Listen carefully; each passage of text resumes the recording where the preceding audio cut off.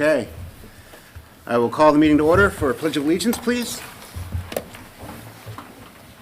Pledge allegiance to the flag of the United States of America and to the republic for which it stands, one nation, under God, indivisible, with liberty and justice for all.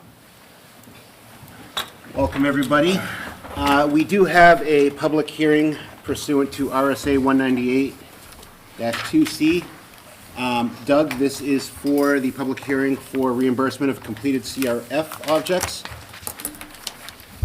I will first ask if there's any public comment for this particular public hearing.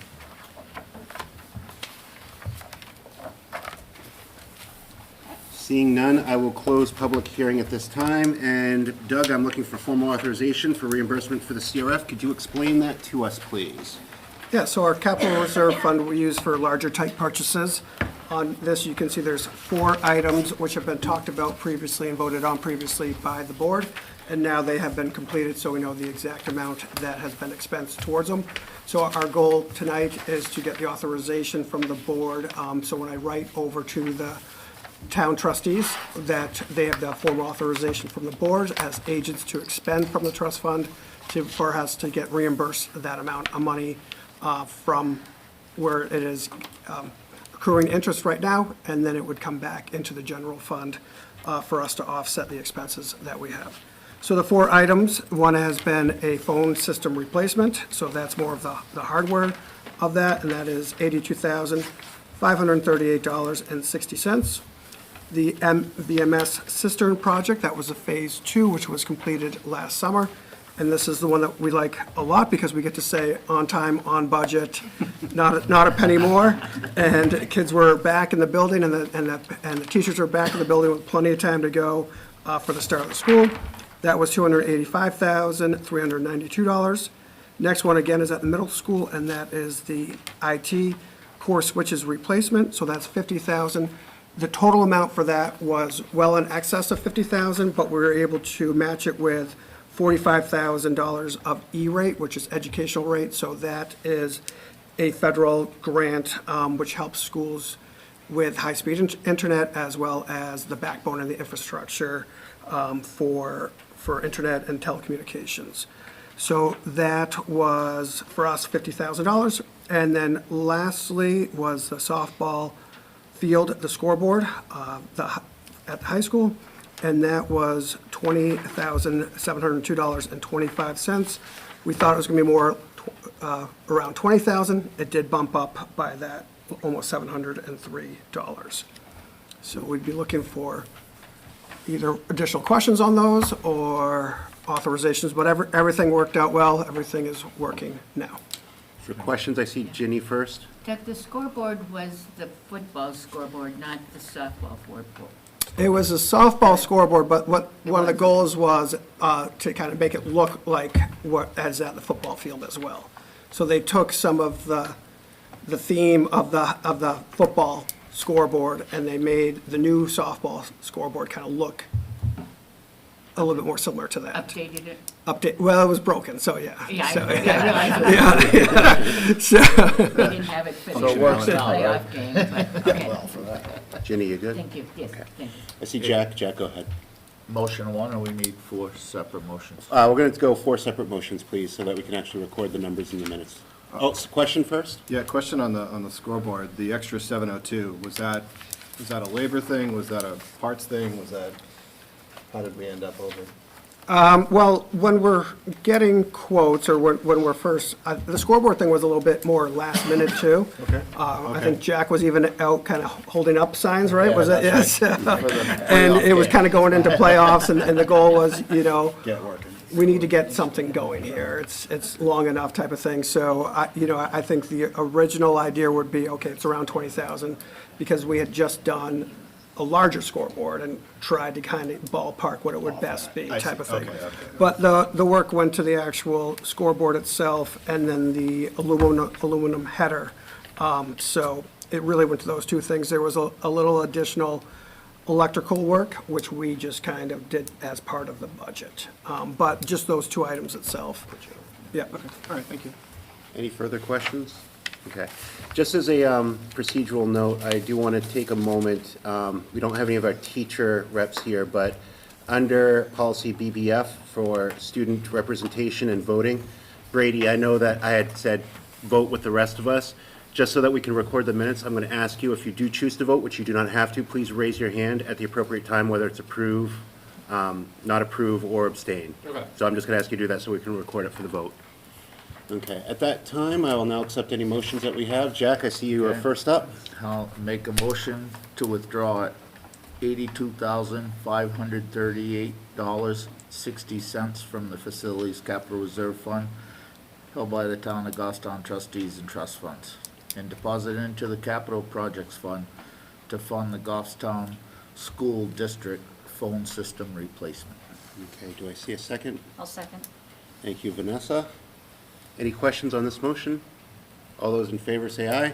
Aye. Opposed? Abstentions? We are unanimous. On to the second motion, please. Okay?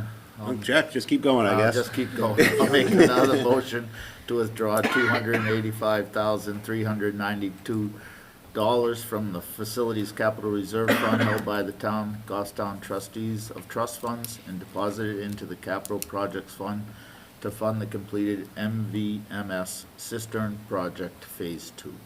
Great. And second by Vanessa? Vanessa, you got it. All those in favor signal by aye. Aye. Opposed? Abstentions? We're unanimous.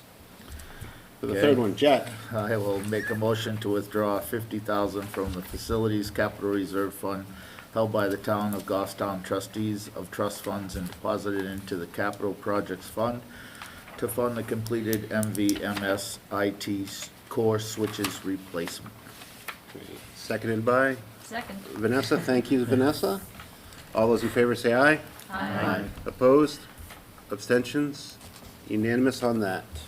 Okay, and then finally, I will motion to withdraw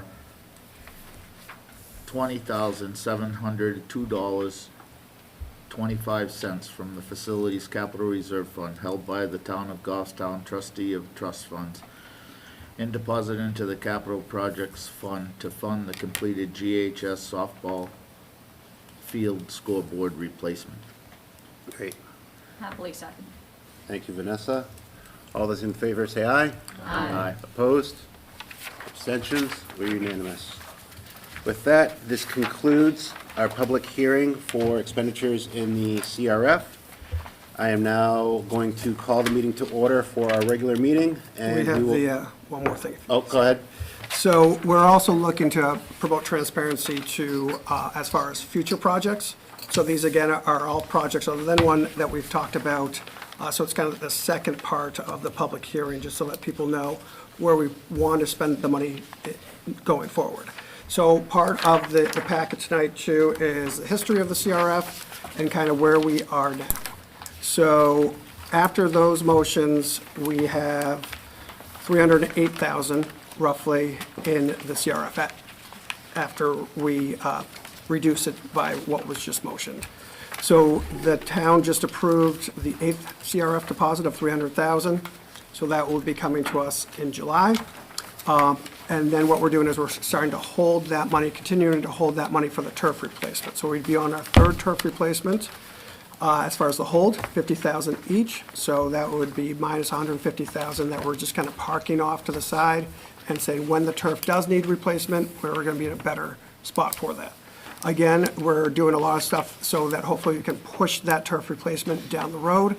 Instead of having the company come out, a minimum amount of times per year, we're kind of more where they want us to be per year.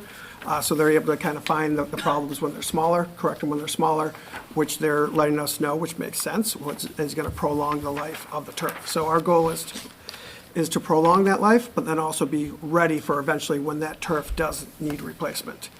So with that addition and then the holds, we're more at about $458,000 that we'd be expecting to be in July. So throughout the budget process, we talked about different projects. Through conversations with the board, that we were asked to focus on safety projects, which had a lot to do with the doors at the high school, smoke detectors at the high school, as well as some firewall, IT stuff, IT firewall, and then the core switches for the high school as well.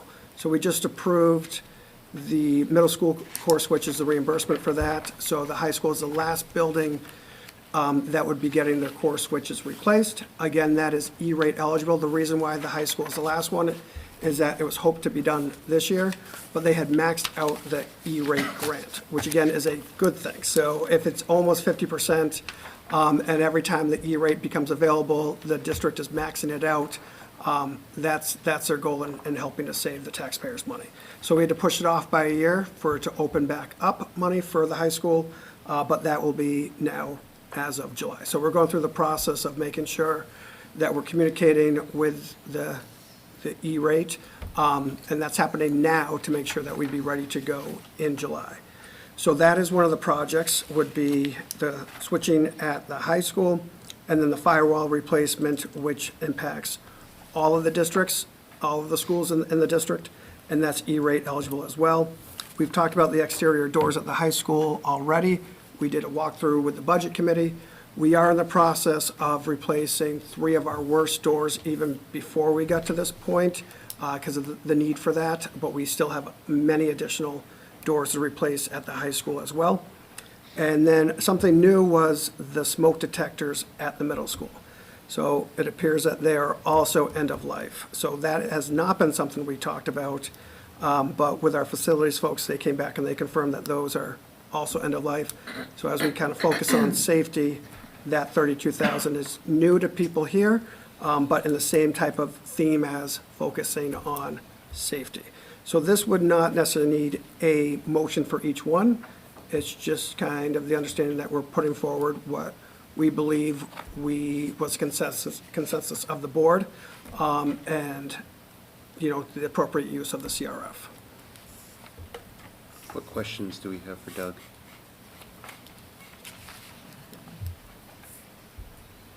Great, thank you, Doug. And I apologize, I didn't have that list in my packet, so I didn't know we were Okay, discussing that as no, well. so- thank you. It was deep, you had to dig. I looked, I did, but quite all right.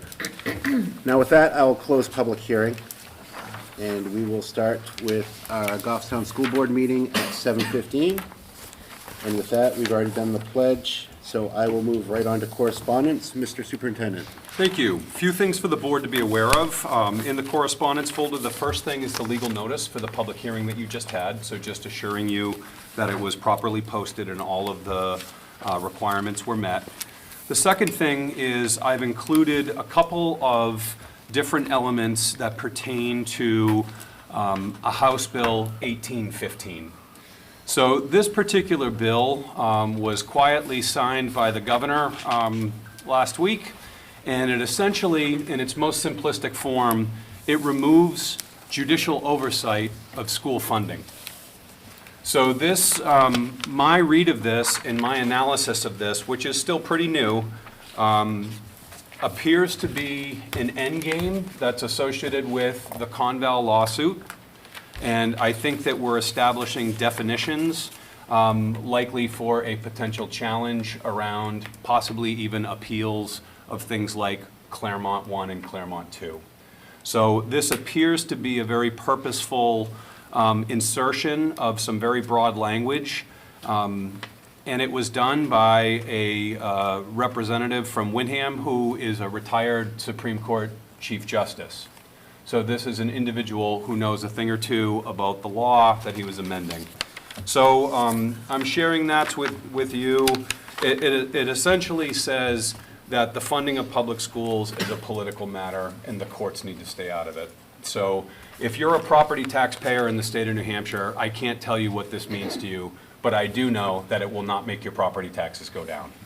So there's that for you. I wish I could present a more positive tone, that I have hope and optimism that we're going to take care of school funding, but this appears to be a move in the opposite direction of that, essentially saying we're good with 80% of the costs coming from local property taxpayers, and we're going to codify that in memoriam moving forward.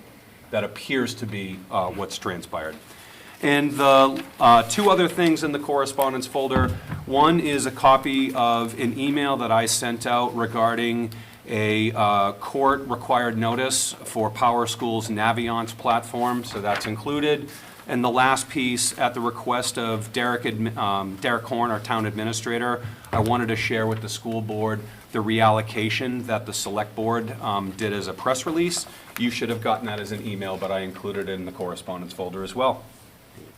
Thank you, Mr. Superintendent. Good news and accommodations. We will start with Mr. McCann. All right, I got 3 things on my radar today. The first one, this upcoming Thursday, speech and debate will be going to Concord and staying for 2 nights for the Youth and Government program through the YMCA.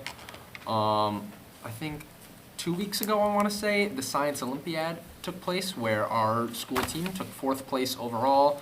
Performed very well in all the individual events.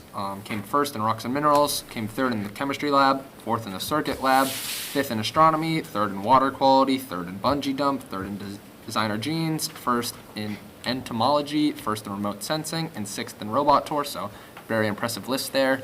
And then this week there's the stamp testing occurring at Goffstown High School, which is basically where you get your seal of bioliteracy. And I believe we mainly offer this for Spanish, Latin, and French, but then also I know a friend who's taking the Romanian one. I don't remember the language, sorry, but it's there's a lot available there for students. Thank you. Thank you, Brady. Do we have anything from Wendy, who normally reports out some other things? I do not. Okay. Any other accommodations, good news? Jeannie? I just think a cool thing, there was a young man who's a neighbor of mine came to the door selling raffle tickets for Mountain View Lacrosse their first game starts next week, so good luck to Mountain View. Great. Other items? I know all the 8th graders are bouncing off the wall about their upcoming trip to DC. Thank you, Dan. They are bouncing off the walls. I can confirm that. Great. With that, we'll move on to public comment. And for those of you that might be new, public comment is one of those times where we listen to the public. They do have 3 minutes. We're going to ask them for their names and their address for residency. This is their opportunity to bring things to the board that they feel is appropriate. And we, of course, always listen to our members. At your leisure. Hi. Nancy Biederman, New Boston. How you doing? Congratulations, Jared, on the chairmanship. To first start off on HB 1815, I'm not sure if Superintendent Balke misspoke, but it's not a political thing, it's a legislative move. And so all of the concept of educational funding is not going to be decided by the courts. It's going to be decided by the legislature, which is where funding should be decided, is in the legislature, which is what the point of the bill was, from my understanding. I'm here tonight to make a public complaint according to Goffstown School Board Policy KE. I have already emailed Mr. McBride about my concerns, and his last response to me was a list of school board policies, and I feel that my concerns and questions were not taken seriously, as they have not been in the past either. For those of you that are new to the school board, I have questioned a few books in the past that have either been in the classroom or in the library here at Goffstown High School. In 2019, I questioned a book that was required of all juniors and seniors to read for their summer reading book, and it was then later integrated into the English curriculum for the juniors and seniors. This book was bought by the district and given to each student at in the junior and senior class at the cost of over $30,000. The 2 administrators who recommended the book, American like me, only read the first 2 chapters, and I know that because I had a meeting with them and they admitted that. The book was never brought in front of C&E committee, and when I brought all of these concerns and attention to the school board, I was told it was too late and they would do better next time and make sure policies were followed in the future. I have a copy of the letter that I sent to the editor of the New Boston paper and about this book and its contents. It was not age appropriate. Then in 2024, I decided to test out RSA 571B. There was legislation at the State House that was talking about whether this RSA was being followed by the schools, so I decided to test it. And it states, this RSA states it's illegal to give pornography to minors. I chose 3 books and worked my way through the school board policy IJL. I was disheartened that the high school principal and the committee, which included teachers and the curriculum director at the time that reviewed these books, that thought that all of these books should stay on the shelf. 2 of those 3 books were finally removed by the superintendent, not because of the pornography, but because of low circulation. I have the pictures of the books here that you can look at, and it tells you exactly why there was pornography in these books. I did agree with the superintendent. The 3rd one did not reach the criteria of pornography, but there were sexual content that I questioned was age appropriate.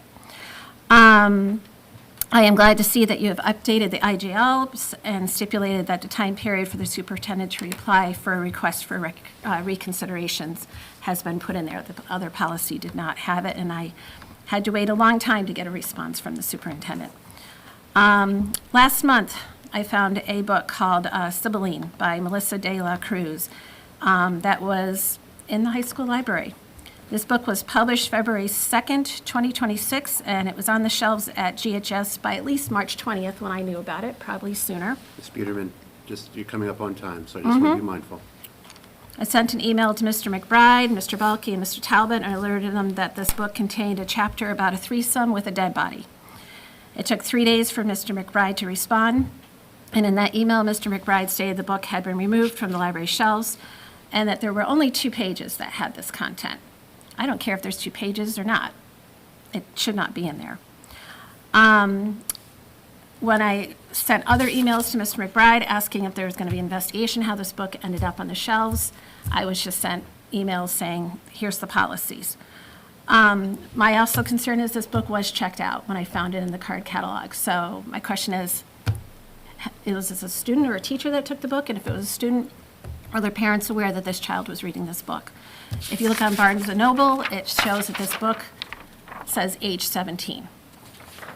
So in conclusion, I would like first to have an investigation to find out who actually purchased this book or was it donated. Secondly, whatever source suggested this, according to your IGL policy, there's a bunch of sources. I suggest that we do not use this source any longer so that books like this do not end up on our shelves. Thirdly, I strongly suggest that the purchasing of all newly published young adult books be put on hold for at least 6 months after they're released. This will allow reviewers time to assess the book. I found multiple online reviews of this book that said it was an adult content and not for minors or even appropriate for the young adult genre. Thank you, Ms. Peterman. I appreciate your time, but you are at time. All right, Thank you. I'll leave this all here for the record. Please, thank you.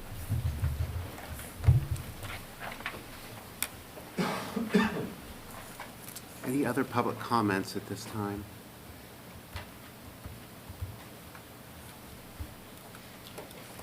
Great. I will be closing public comment at this point, and we'll be moving on in the agenda to the presentation of the GHS trip. I'll turn it over to Superintendent Balke, please. All right, I'm going to welcome up Lorenzo Angelidis.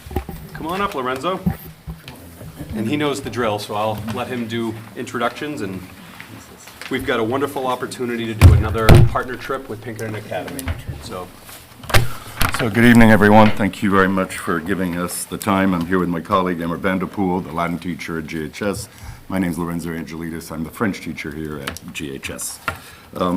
For starters, I want to thank you for approving the previous trip to Quebec, and our students wrote a card for the board to extend their thanks. And then briefly, we've seen an uptick in student interest in foreign travel this past few months, and students have been asking for us to look into hosting more trips in the future. And so Emma has a trip she would like to seek your approval for, and I have 3 different trips, starting with a Quebec trip in January. It was so successful, we'd like to host it again next year. The details are pretty much the same, and I think in your packets you have the shared information. It'll be in January, and the goal next year is for French students to benefit from 3 different trips with 3 different price points. So the Quebec trip is the cheapest trip, and it'll happen in January. Then we're proposing a trip to New Orleans, Louisiana in February, right after Mardi Gras. through Gerber Tours. And that's at a mid-range price point of around, I think, $1,900 per student for the week. And then there is a trip to France during the spring break that we'd like to offer the opportunity for students to travel to France, and especially to visit the D-Day beaches of Normandy. I think it's very important for young people to realize the sacrifice that our servicemen went through in the Second World War, and considering the state of affairs in the world today, I think it's good for them to see Normandy and visit the Mont Saint-Michel and spend a week in Paris. So these are the three proposals for the French department. And then Emma would like to present a proposal for the Latin students. Yes, so this program would run over February break of next year. As you would see with the itinerary, it mirrors the trip that we took last February break, so this trip would be occurring every 2 years. Once again, we have proposed that we would be traveling with Pinkerton Academy and their Latin teachers Valerie Smith and Matt Okovikas, with whom Goffstown has traveled 2 past times to Italy. We solicited quotes from different vendors, and we settled upon Explorica by World Strides because they offered the tour that could be most easily tailored to our shared curricula, as well as be at the best cost for our students. And so you can see that the exact itinerary outlined there, which will be traveling to both Italy and Greece, and students will be able to learn about all the different sites that they learn about in our Latin curriculum here. So I'm sure all of you are aware costs are increasing across the board for foreign travel, so we've been pretty diligent in shopping new vendors and new companies that maybe have cheaper markups than they usually do. You might be surprised to know, you're probably familiar with EF Tours out of Boston, Massachusetts. They're one of the biggest providers, but starting this year, they're taking 43% markup, which is astronomical considering it's students that are traveling. So the companies we found usually are at the 20% markup mark, which is pretty standard for smaller operators and more personalized experiences. So we're trying to save our students money and to tailor and offer trips that are affordable at different budgets for different families.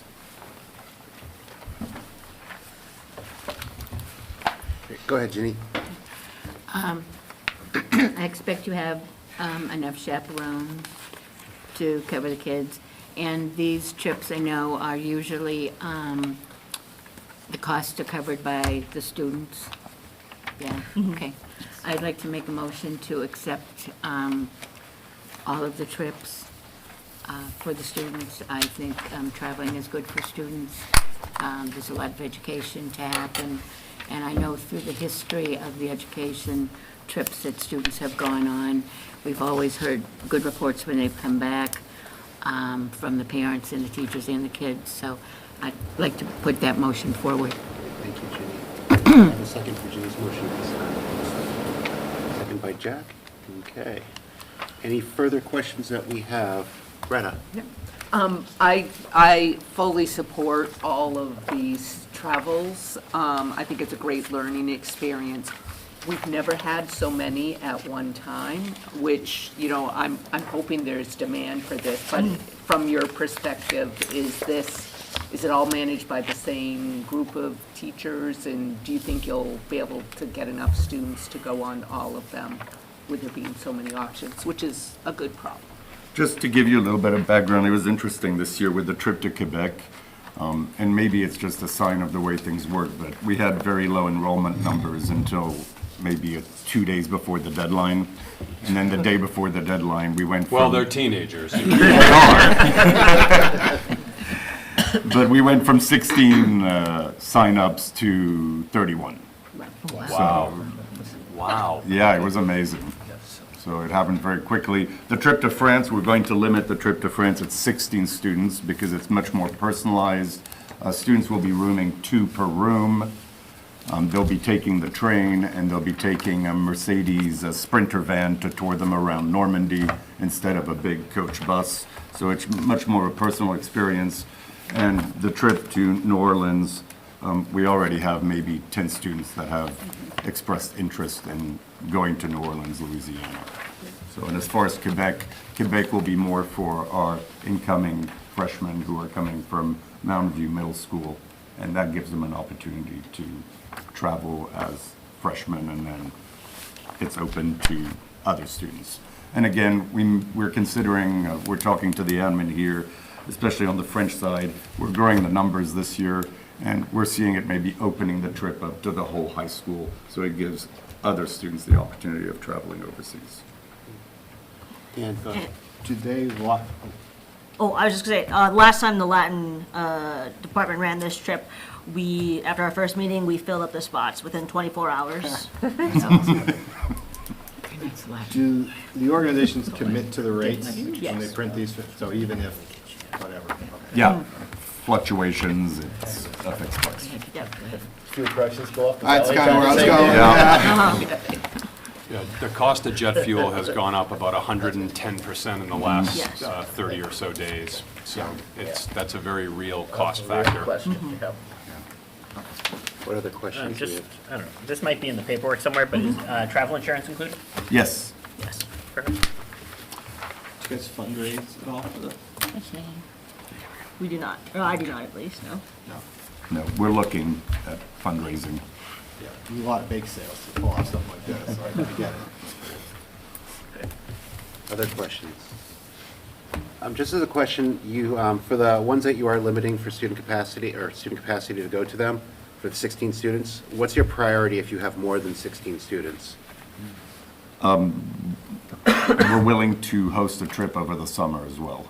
So we could do a trip over spring break and one when we break from school over the summer. But we will prioritize students who are enrolled in French primarily, I think, and then we'll open it up to other students. We've had a teacher already express interest in traveling with us, and she's not related to the World Language Department, but she's never had an opportunity to leave New Hampshire.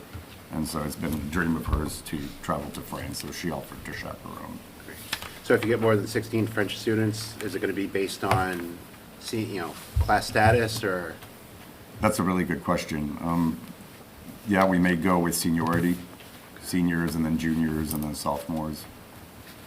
And again, If it's it needed? really depends, it's to be seen, depending on the numbers. So if we double the numbers at 32, then, we'll just take 2 groups separately with double the chaperones. Any further questions? Okay, there's a motion on the floor to approve all programs that have been presented. I will call the roll, so all those in favor, please signal by saying aye. Aye. Any opposed? Any abstentions? We pass unanimously. Thank you very much for all Thank you the very work. much. Thank you We for your Appreciate you your both time. being Thank here you. tonight. Thank you. Okay, moving on the agenda, we have the student family handbook approval. I know that those were sent out by Assistant Superintendent Wendy Kohler earlier, but I turn it over to Mr. Bulkey. So at this point, Mrs. Kohler is not able to be with us this evening, so if there are any questions, I'd be happy to try to answer them, or Mr. Totten, we'd be happy to do our best to answer those, but we would be looking for the approval this evening. What questions does anybody have from reading the information? Seeing no questions, I'll move on. Are there any comments? Oh, I'm sorry, go ahead, Retta. It's not a question, it's more of a comment, just to speak to the process of going through the handbooks, which it's a long process going through all of them, and they did a really great job of putting all the information up front. So if you read through them, you could see where the changes were. A lot of efforts being made to be consistent between schools and, getting the right language in there, for certain policies. So this is pretty routine, and a lot of it's typos or tightening up the language. There's not major changes. Other comments? Ginny? CNA did approve this to be brought forth to the board. Shane? I just want to thank CNE and Wendy and whoever else worked on the handbook for preparing the kind of one-page cheat sheet that tells you everything that's new or has been adjusted, because then it helps you. It's a big handbook to go through, so it's helpful for the rest of us. So thanks for all the work on that, and I know developing that sheet every year is always a process, so thank you. Any other comments? At that time, I'll take a motion. Coming from CNE or Retta? Yeah, I Ginny? make a motion to accept all of the school's handbooks as presented. Thank you, Ginny. I'll second. Thank you, Retta. All those in favor, please signal by saying aye. Aye. Any opposed? Any abstentions? Passed unanimously. Thank you. Okay, moving on, we have the approval of the March 16th, 2026 minutes. I know that people have looked through them, and I believe Dan has a friendly amendment to make to the minutes. Yes, page 1, nomination for vice chair. Vanessa was nominated by myself, not Jack. That friendly amendment is accepted.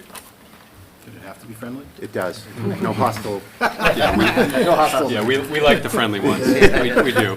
Yes, Laura? Just one other friendly amendment. I think it said that P and C met, or was going to meet next on April 1st, but we met this evening, April 13th. What page is that on? Sorry, it's not the 13th, that's our next. Yeah, it's the It's 6th. Today's the Actually, 6th, yeah. sorry. But, yeah, the next meeting Friday. On page 4. Thank you. That amendment is accepted. Any others? Everybody's name is spelled right, Dan? Yes? Okay. It's pretty hard to mess Dan up. Yeah, well, you know. It's not the Dan that get wrong. No, Great. just a comment, the April 1st date was just an April Fool's joke. Yeah, was it is. Thank you, Retta. At that, I will take a motion to accept the minutes as amended. Thank you, Dan. Do I have a second? By Laura. All those in favor, please signal by saying aye. Aye. Any opposed? Any abstentions? Passed unanimously. Thank you. Okay, moving on to committee reports. We will start with finance. So Doug, I know that we don't have a finance committee right now, but please take it away. Yeah, next time we will, which will be great. So manifest tonight, March 19th through the 30th of March. Total manifest value of $2,251,991.02. Of that, $1,738,146.44 went to payroll, taxes, and benefits.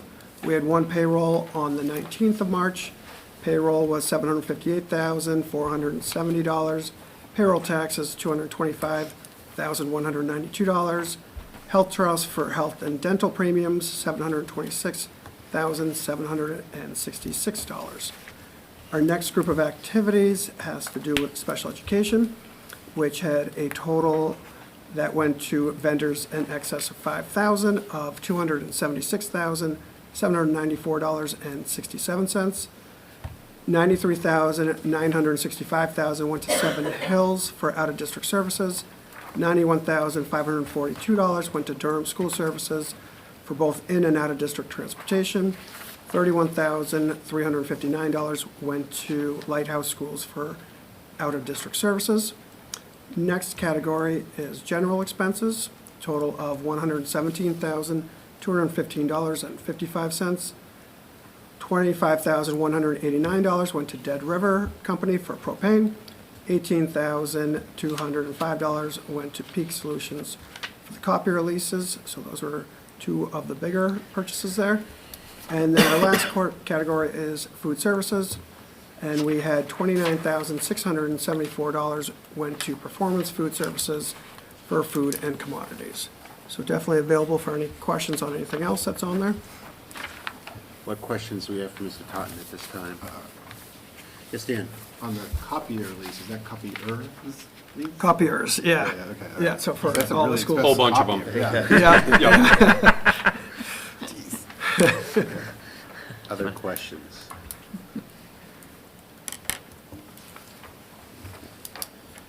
With that, I will accept a motion to accept the manifest as presented by Jack. So moved. Seconded by Dan. Any further questions or comments? All those in favor, please signal by saying aye. Aye. Opposed? Any abstentions? We are unanimous. Moving on to budget transfers.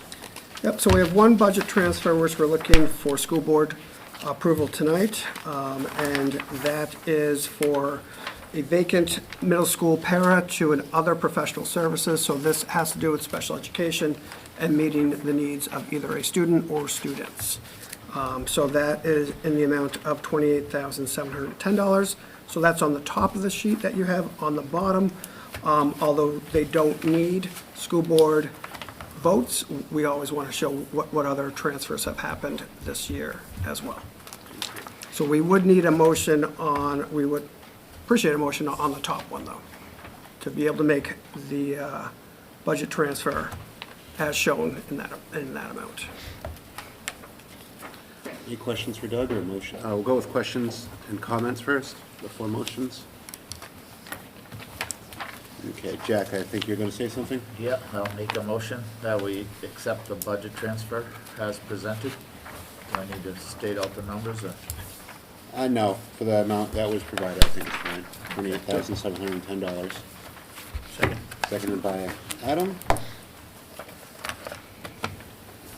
Just as a question on this particular item, since we're transferring it, is this position going to be eliminated in next year's budget, or are we looking to maintain this in next year's budget?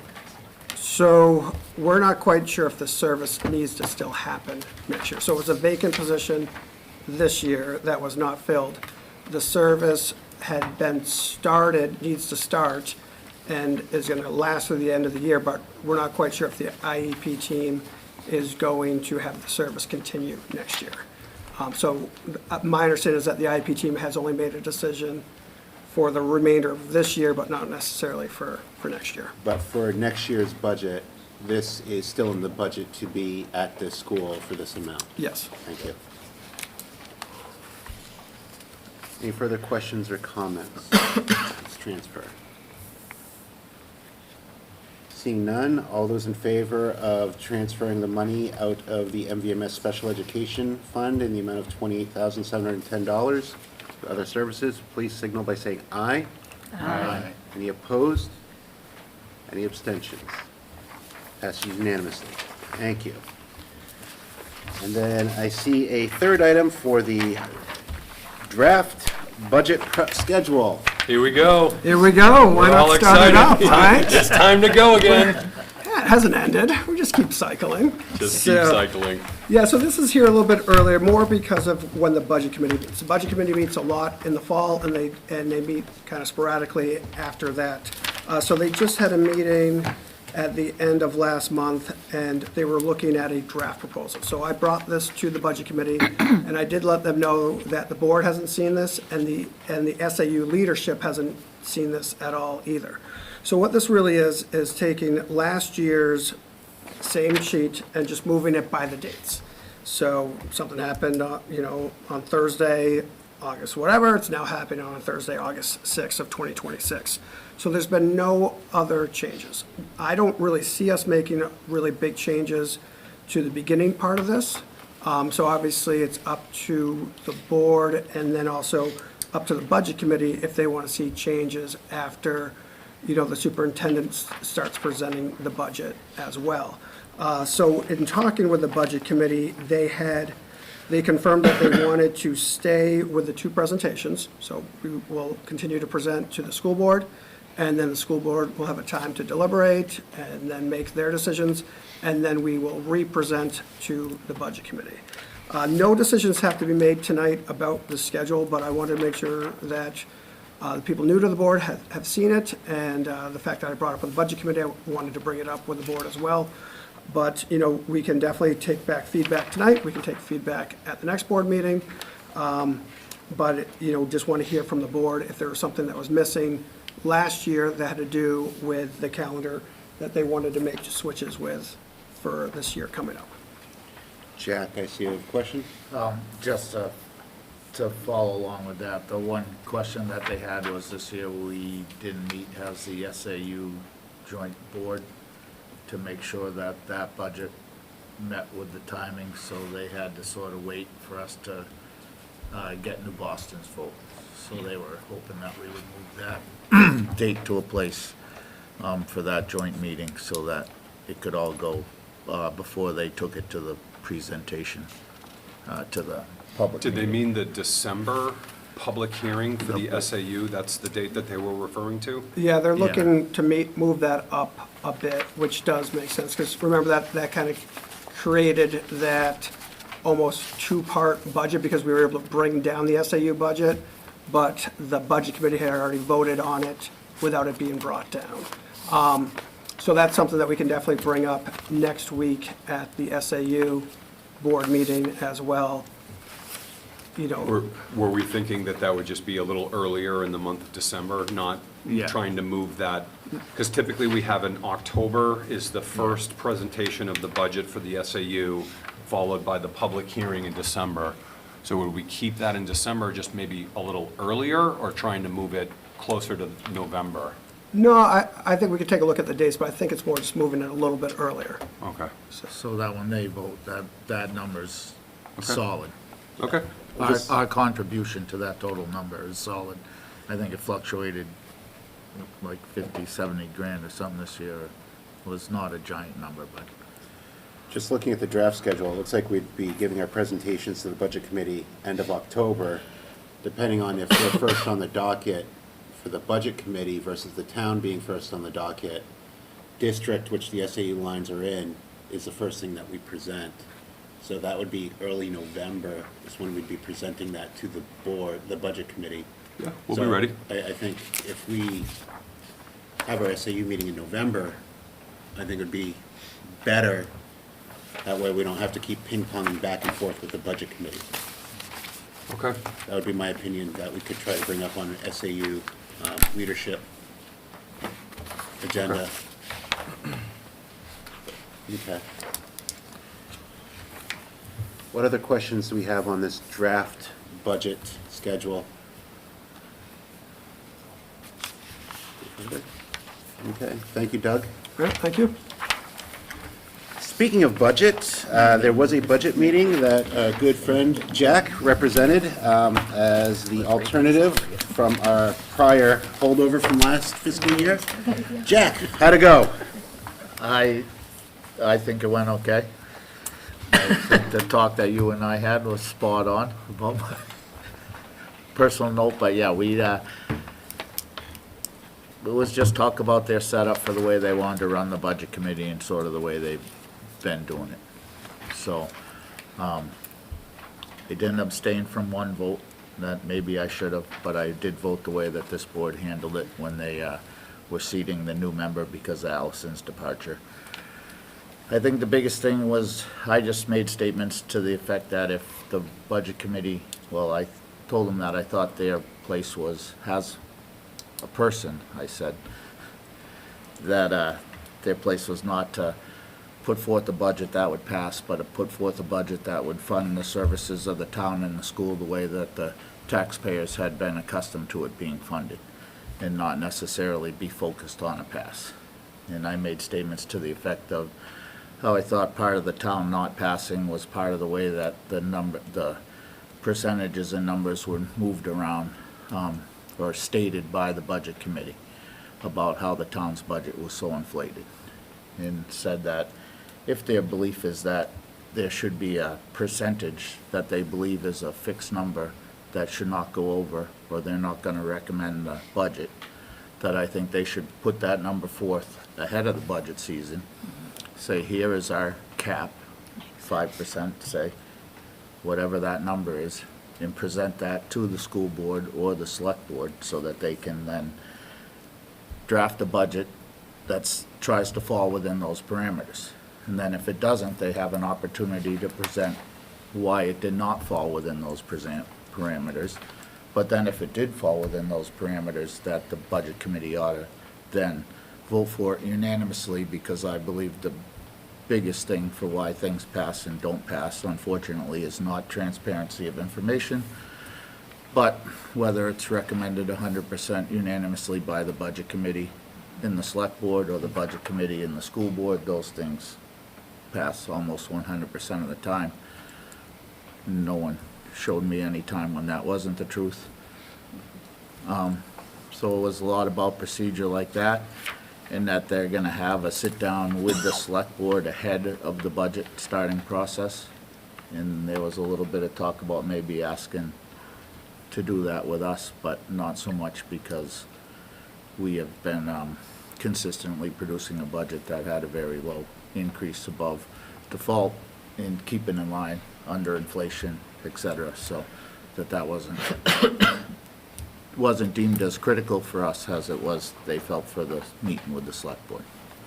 Thank you, Jack. So that was about it. I don't think there was any real major changes in the procedure or anything, and they sat Jessica Putin as the member at large to fill Allison's spot. Oh, the vacancy. Vacancy for select board. Did they say when their next meeting was? Or that's the TBD? The next meeting, it's gonna be proposed, it will be, they had 2 dates, and I don't have it in front of me. I think it was And Cinco de May- Mayo, May 5th, Yes, right? yeah, I think May that's 5th, the only Cinco de only Mayo, reason I that is remember what it. it was, yes. So, yeah. To meet with the, to have that joint meeting with the select board. Okay. And sit down and discuss the thing. So I think that will be their next meeting if the select board, if that time works for them. Great. Any questions for Jack? Great, thank you, Jack. Appreciate you filling in for that. Moving on to C&E. CNE has not met, and we will be meeting April 13th, 2026, at 7 PM at the SAU. Great. Thank you, Ginny. Moving on to PNC. Yes, so PNC did meet this evening. We've got a lot on our agenda, so we felt like we should meet, even though our committee hasn't been ratified yet. We did do provisional elections contingent on the subcommittees being confirmed this evening. So I'm the contingent chair. I'll continue to be the chair, but we will equally carry the load of this committee. As I mentioned, we've got a lot on our plate.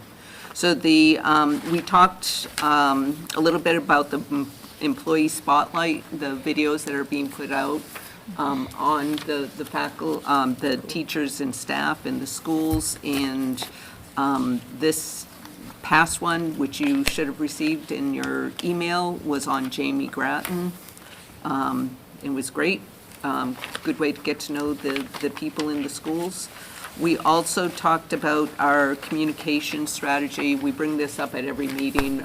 We're going to be meeting in a separate meeting on April 14th to dedicate our attention to this, to see if we can get a draft together that we might look at the board retreat. So we're trying to move that forward quickly to get something to you. The other thing is, we didn't receive any feedback on the new school board member orientation or the draft board of officers and responsibilities. We shared that at the last meeting. I'm assuming that, everybody's good with that. I don't think we really need to approve it. It's, mostly informational and internal processes. Volunteer appreciation is coming up on April 19th. We are still looking to get some pictures, active volunteers in the schools. There's been a couple communications to go out on that, but at the very least, we'll be looking to post something on social media and in the newsletters from the schools, to thanking all of our volunteers that do a lot of work for us. And then the next thing is teacher and staff appreciation, which is the first week of May. And we would like to do the video again. I need to speak with Emily at GTV, but this is something that we invite all the board members to come in for a couple minutes and say thank you to the teachers and staff, and that gets sent out. So stay tuned. We'll be looking for people to sign up for that. And that is it. Great. Any questions for Retta or PNC? Great. Moving on, we will go to policy. Shane. So policy has not met since we all last met, but we will meet next Monday, April 13th at 5:30 at the SAU office. I believe I should be there. Great. Thank you, Shane. SAU board meeting is on April 15th, which is next week on Wednesday. So, new board members, that is over at the SAU building. And good times had with the new Boston School Board come together. And we actually have comfy chairs now, so I look forward to that. Joint meeting, I see, Jack is listed for June 10th. June 10th. Still, nothing's Still changed. waiting for it to happen. Great. Thank you, Jack. We will move on to the superintendent's report. Thank you, Mr. Chair. So just a few things. We have a draft agenda going for your school board retreat. So Mr. Gross has access to that kind of draft agenda for the P&C committee, but we've been working on that, so that's in process. I wanted to let you know that the New Hampshire Education Department is holding input sessions on two different important processes. The first is what's called IBAS, which is Input-Based Accountability System, and the second is called PBAST, which is Performance-Based Accountability System. There are two different sides to accountability with the state of New Hampshire. One is IBAS, the other is PBAS. So they're holding an upcoming input session on Tuesday, April 7th from 6 to 7 p.m. at Pinkerton Academy in Derry at the Pinkerton Academy Lecture Hall. So if anyone is interested, this is going to have a fairly significant outcome. So this will indicate what schools have to do for the performance-based accountability side of things. So at this point, we don't really know exactly what that's going to be. This is the first input session, but more to come on this one. So I wanted you to know that was happening. Regarding the generator project, there's still a little bit of life breathing in this. I'm a little surprised to tell you. So the board will recall that we pursued under a FEMA grant, which is through Building Resilient Infrastructures and Communities, BRIC, that there was a previous allocation of money that we applied for a high school generator here. And we just received notification that FEMA has an additional $1 billion for the BRIC program. So I'm hoping that we're going to be eligible for some money. One piece that I wanted to share is FEMA has pushed back quite a bit on the size and scope of the generator project here at Goffstown High School. And one of the things that I'm interested in potentially doing is if we feel like we might not be eligible for that piece of the grant, I would like to chase a replacement of the middle school generator instead. So right now, I would rather go for the big high school generator, which is a bigger project. But if we're feeling like we're getting the wink and the nod that we're not going to be chosen for this, then one of the things I'd like to put in for is replace the middle school generator. I would probably upsize it a little bit, not much. We would keep it essentially the same scope.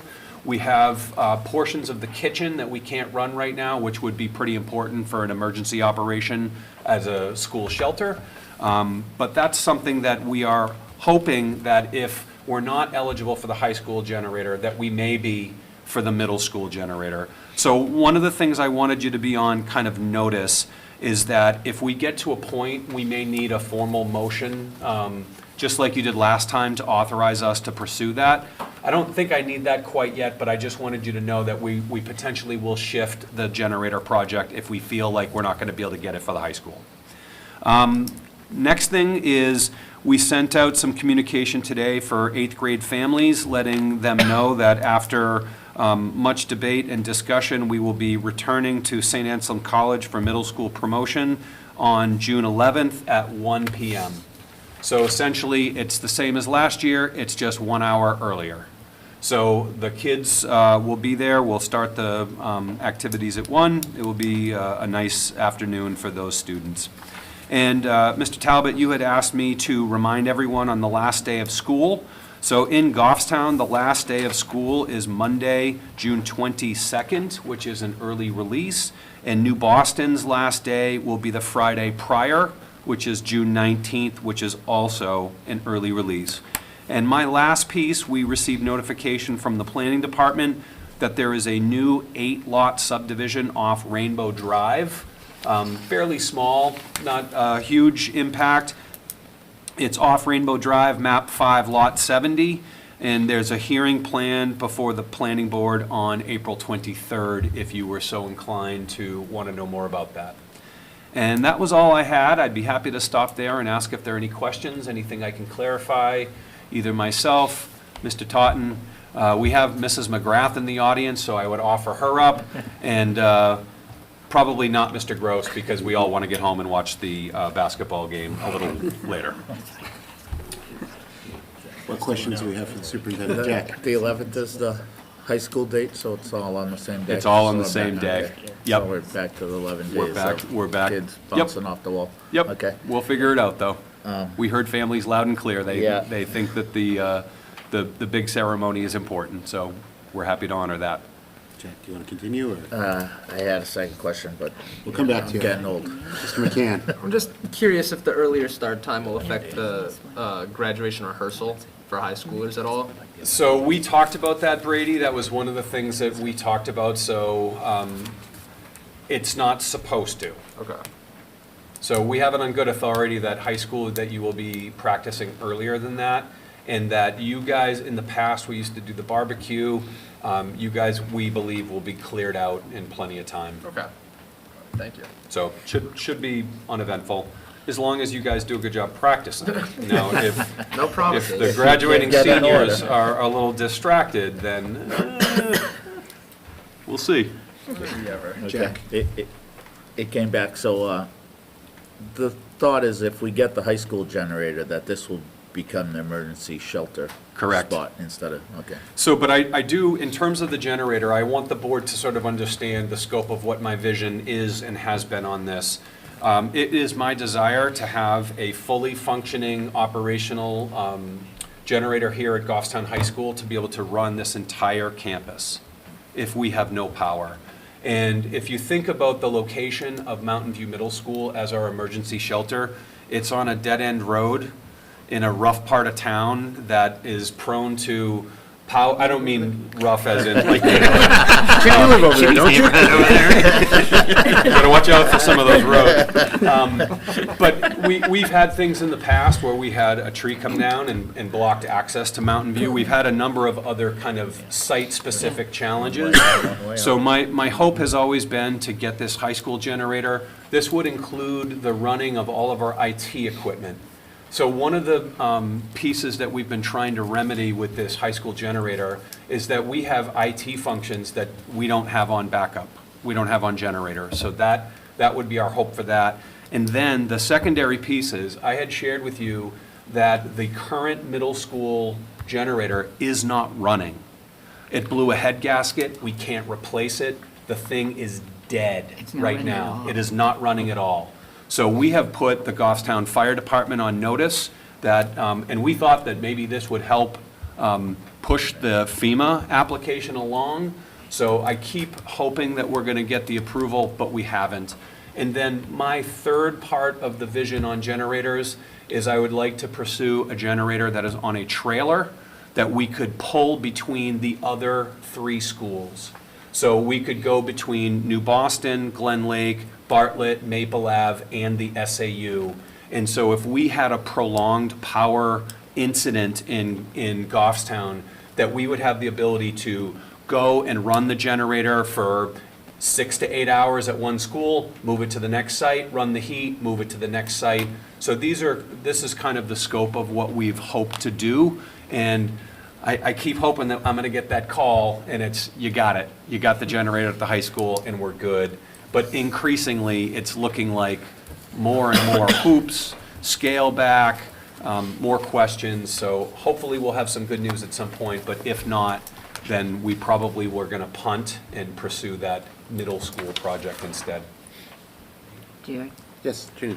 Living in that area, I could help you out by telling you which corner to put a sign on that usually has the accidents that put the electricity out. That rough part of town, Ginny. Yes. Great. Any other questions for the superintendent report? Great. Moving on, we will go to old business, which is the approval, first up is the approval of committee assignments. So in your packet, and I know that you've received an email, are the committee assignments draft that we put together. I try to take everybody's input in this. I try to match the level of expertise with the board and the assignments that we've done. I also looked at time commitments. I know that some people wanted to change some things that they had done in the past, and I completely respect that. I am one of them. But also, I want to make sure that, we had the opportunity to grow as individuals and still be able to function appropriately. The one structural change that I did make, and I'm just going to verbalize, is I do not differentiate between GEA and GESS negotiations. We only have GESS for this year. Correct. In the past, usually there was a conflict of interest with board members. There is no conflict of interest that I have seen for the members that are assigned to this subcommittee. So I'm listing them as both GEA and GESS, even though GESS is the only one that we have going forward. That was the only structural change that I made to our subcommittee assignments. At this time, I'll open up the floor to see if there's any questions, any debate. Again, this is how we'll be functioning for the next year, and I welcome all input to this.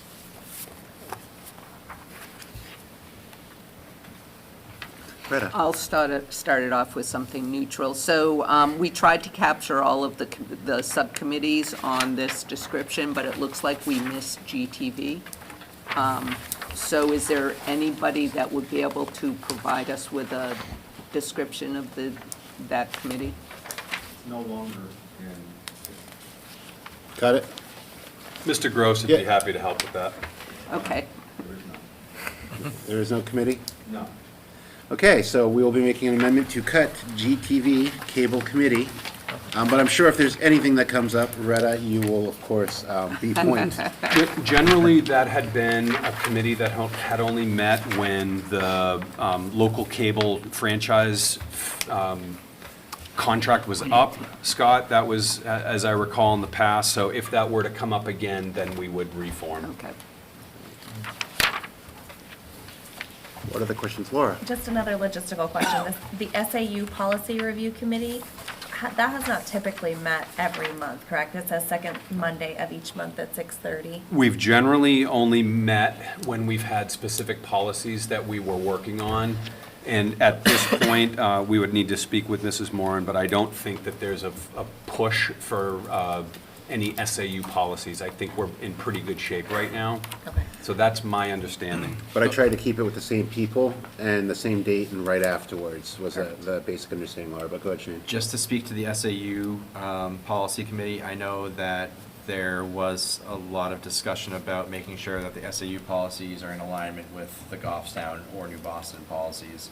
So there might be some meetings of kind of just cross-checking to ensure that the SAU policies are in line with what the policies are in Goffstown, which they should be, but it's always good to double-check those. And Laura, seeing you on there again, if there is going to be a meeting, we'll make sure that it is sent in advance. Other questions, comments? Okay, I will accept a motion to ratify the subcommittees as amended today. Motion? Motion by Dan, seconded by Ginny. All those in favor, please signal by saying aye. Aye. Opposed? Any abstentions? We have our subcommittees for this year. Thank you, everybody. Okay, moving on to further old business. We have second read and adoption of policies. I'll turn it over to Shane for these items. All right, so for the second read / adoption, we have, the first one is policy JFAA, which is in regards to admission of resident students. There was a little bit, you'll see in yellow about 2/3 of the way down the page there. That was added to it. Other than that, it's about what you've been seeing. And we will do these individually. So are there any questions about JFAA? We can still ask questions if needed. If no questions, any comments for JFAA? Okay, I will accept a motion on policy JFAA then. By Adam? Yep, I motion to accept policy JFAA as written. Thank you, Adam. And Ginny, I saw a hand up too, seconded? Second. By Ginny. Great. Any further questions or comments? Okay, I'll call the roll. All those in favor of JFAA as presented, please signal by saying aye. Aye. Any opposed? Any abstentions? We are unanimous. All right, the next one is JIH and JIHR, which is in regards to student searches and their property. There were some amendments that were proposed at our last meeting, as you'll recall.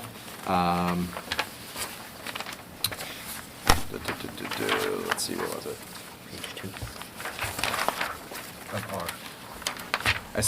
Yeah, there was some on page 1 and then page 2. Yep. So it's more in the regulation.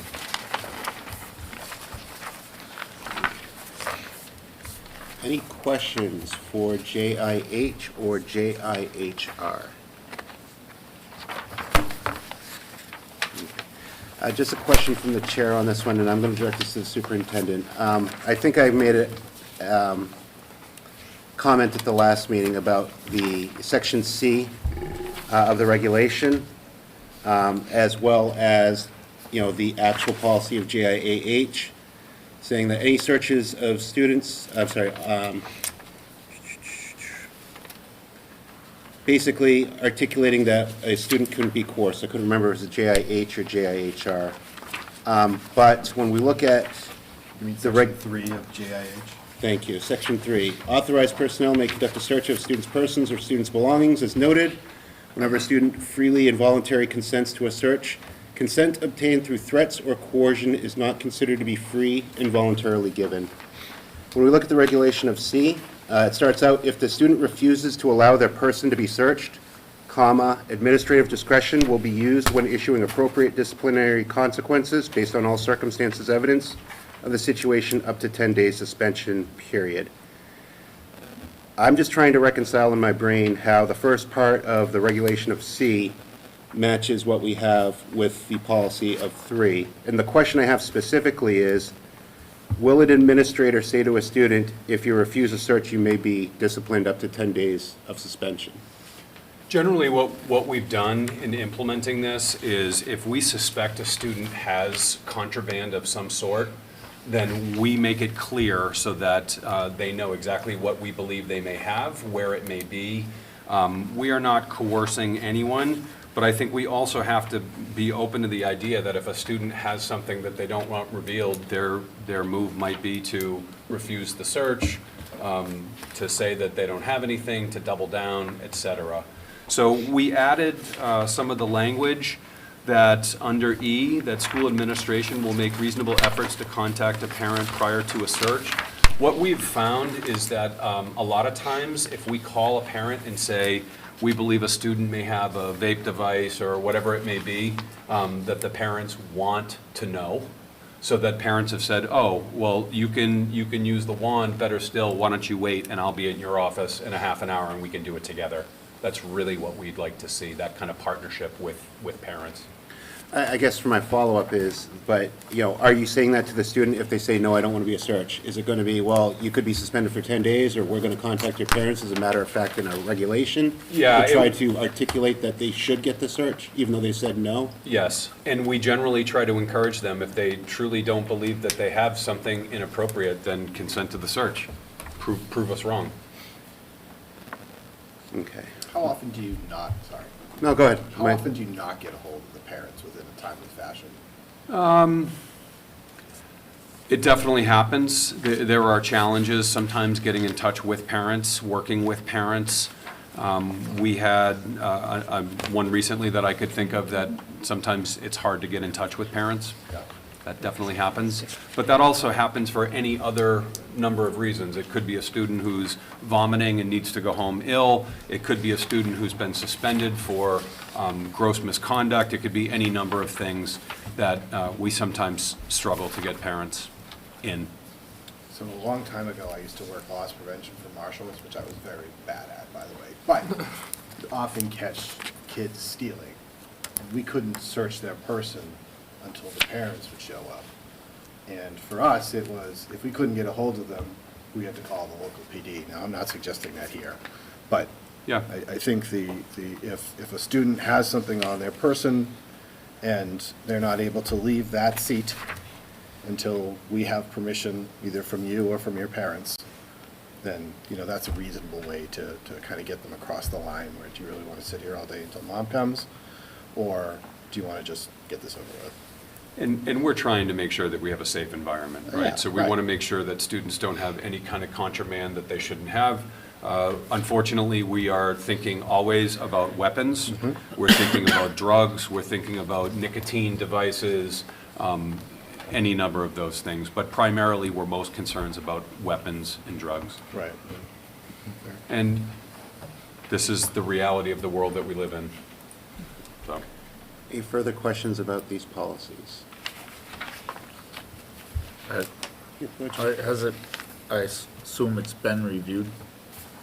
Like, where do we stand legally? To me, that's the biggest issue, is if there's a legal, if there's a liability issue. for Yeah, us if you and- have the policy, that's the authorization that the school administrators need to have to be able to move forward with searches. I believe that sometimes there have been some other school districts that maybe have done searches without a policy. That is not something that we've ever done here. So the reason we brought this change to the policy was we felt like it was time to have this additional tool at the disposal of school administrators who are very busy chasing any number of bad choices from students. Yeah. And just to follow up, if I may, that where does it come that we don't just put it to the police, to the SRO, or is it Yeah, more we about? generally. Because some of it is not illegal, so to speak, it's. Well, there are different standards. Right. So in order to do a search of a school, for a school district personnel, we're looking for reasonable suspicion. Yeah. And that's different than the standard of probable cause. Okay. So from a legal perspective, for the police department, they have a different legal standard Okay. than we have. That makes sense. So we're better to keep the SRO generally out of the investigation until there is criminality that we've Right. been able to identify. Okay. Other questions? If not, any comments on policy JIH or the regulation of JIHR?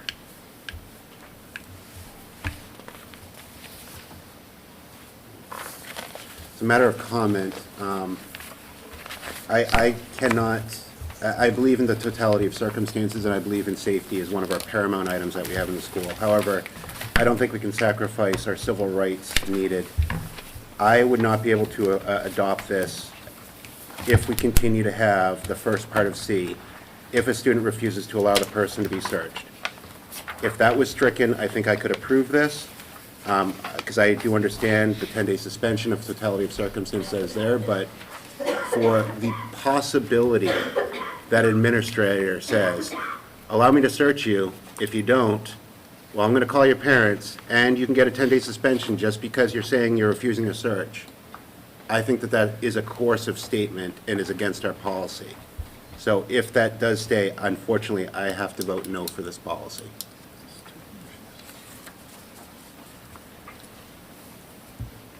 Any other comments?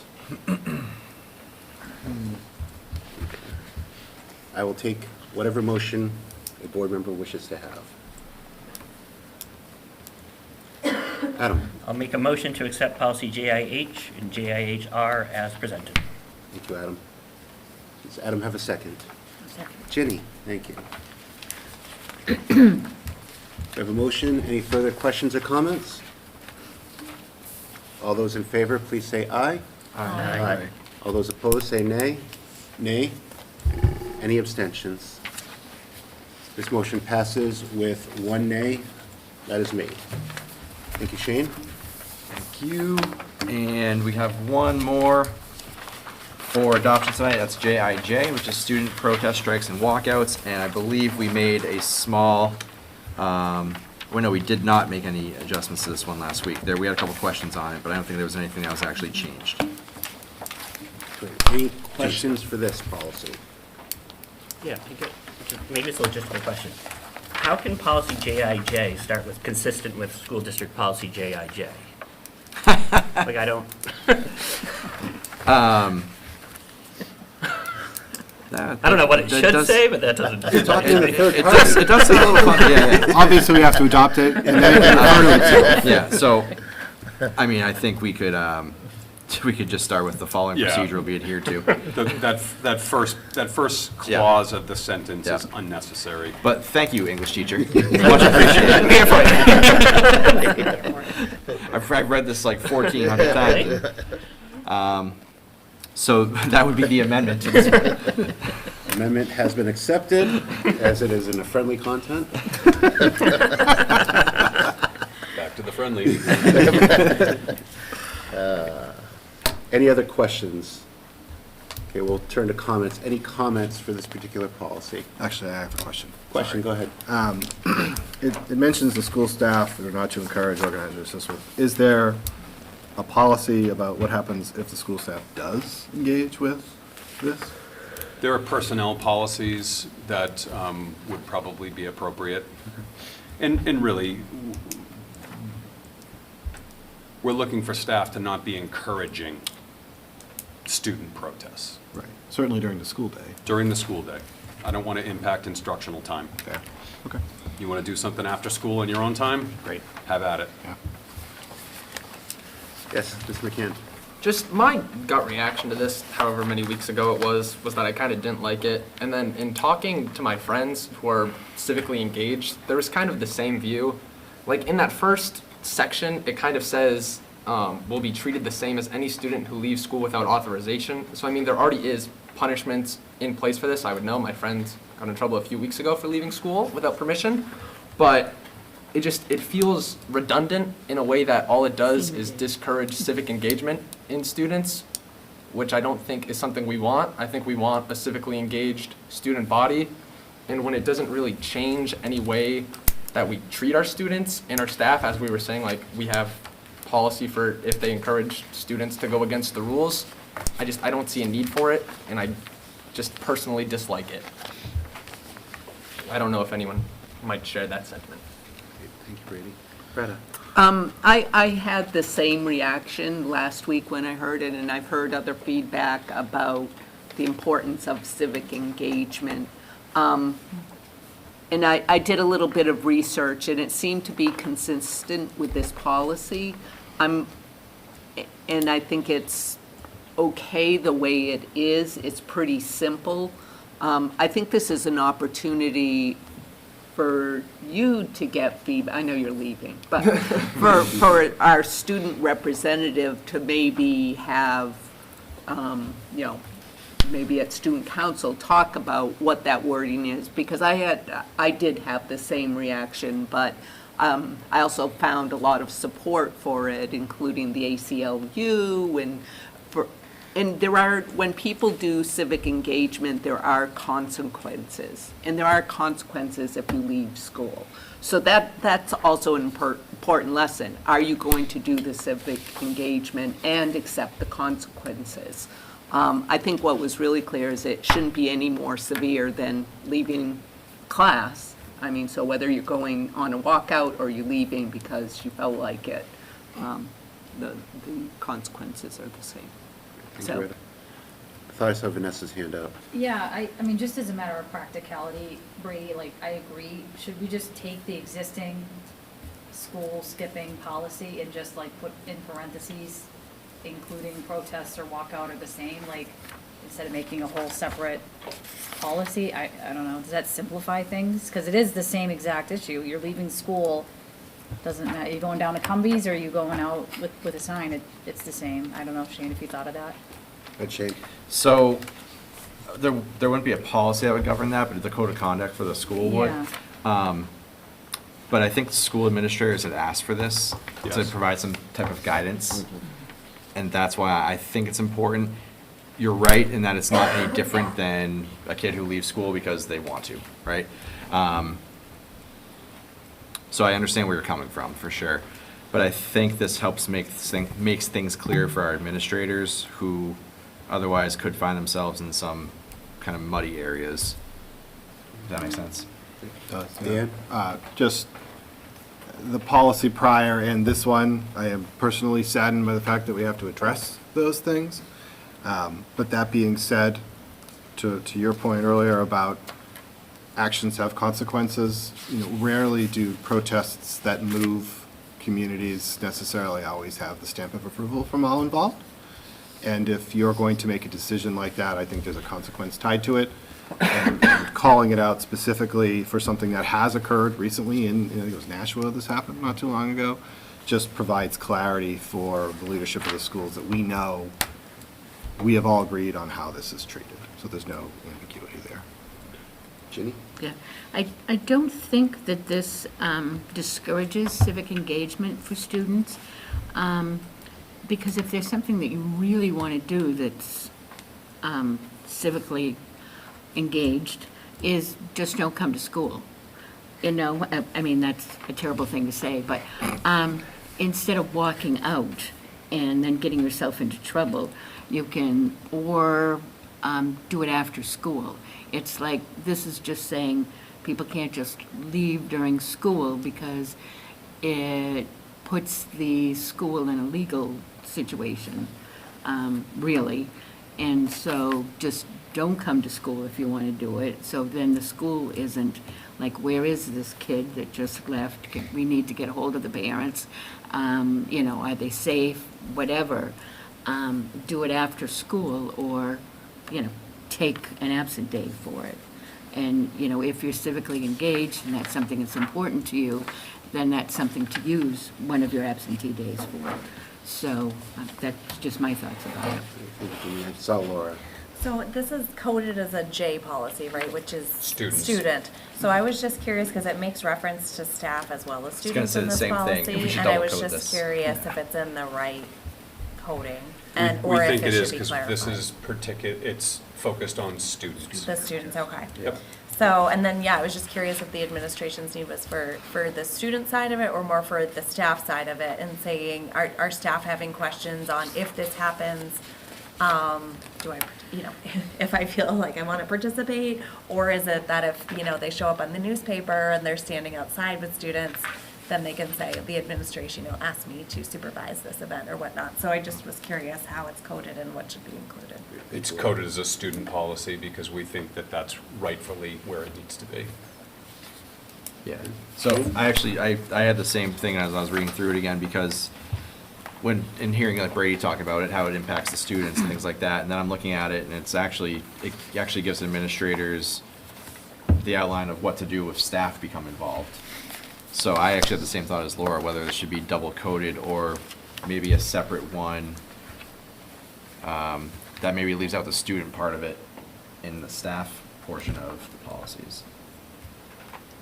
I think this is a pretty low occurrence for Yeah. staff, and I think that if it did occur, I think that there are a number of personnel policies, as well as the New Hampshire Code of Conduct for New Hampshire educators, that there would be violations of. So I wouldn't be concerned about me being able to identify a policy that was violated. I would feel pretty confident between staff policies as well as the Code of Conduct, Code of Ethics, that there would be multiple violations. And I would share, this one didn't come from me. This came from high school administration. So as much as I support it, I wasn't the one to initiate this.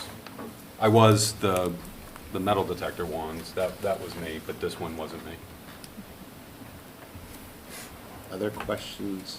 And I know we made comments, so any other comments for this particular item? Great. If not, I will accept a motion to adopt JIJ as amended today by Adam, Yeah, right. and seconded by? Seconded by Dan. All those in favor, please say aye. Aye. All those opposed? Or abstentions? One opposed by student rep. Thank you. That motion passes. Excellent. Thank you, everyone. Great. We now have the Q&A policies.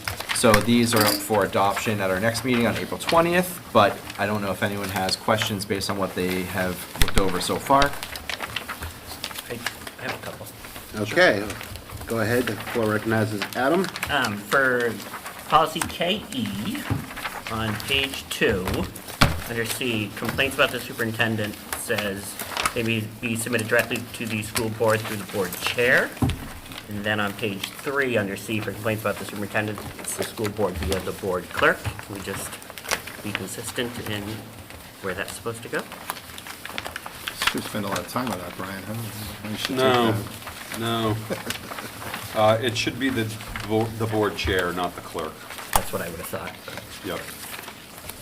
So on page 3 under C, that just has to be amended.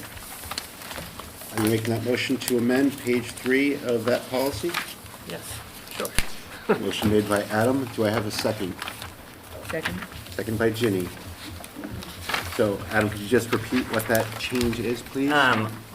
Just to amend policy KE on page 3, section C for complaints about the superintendent, step 2, should say school board via the board chair. Thank you. Any questions or comments about this? About his amendment? About the or- amendment. Okay, no, I do have questions. So this is a vote for the amendment, not that we're adopting the policy. All those in favor of Adam's amendment, please say aye. Aye. Any opposed? Any abstentions? Passes unanimously. Now moving back to the policies themselves, we can talk about that policy in particular or any others. I want to continue on with this one, and maybe I'm not seeing it, but is, what starts off as one public complaints, and these are general complaints on page 1, and then the second section, starting with B, is this just a repeat of what's on page 1? Am I, I don't know, I don't have it in front of me. okay. My binder's not with me. I'm looking for it I'm too. trying to distinguish what the difference is. I think it's about school personnel or not school personnel. Is Okay, that correct? great. Yeah, it's general complaints. General and not versus- complaints about school personnel. Okay, great, thank you. And I'll, it's like, what's the difference? Okay, so the other question I have is complaints that are received by an individual board member, and it says that they should be referred, those complaints should be referred to the superintendent. I was under the impression that it should go through the regular process, and because I did have this happen to me, and I said, oh, have you talked with the principal yet? You should start there. So according to this policy, they can bypass that by coming to a board member and just go directly to the superintendent? So the superintendent is going to refer them back to the lowest level to resolve their issue. Okay, that's what you says for refer the complainant So to. if somebody ends up with me, that's the conversation that I'm going to have with them.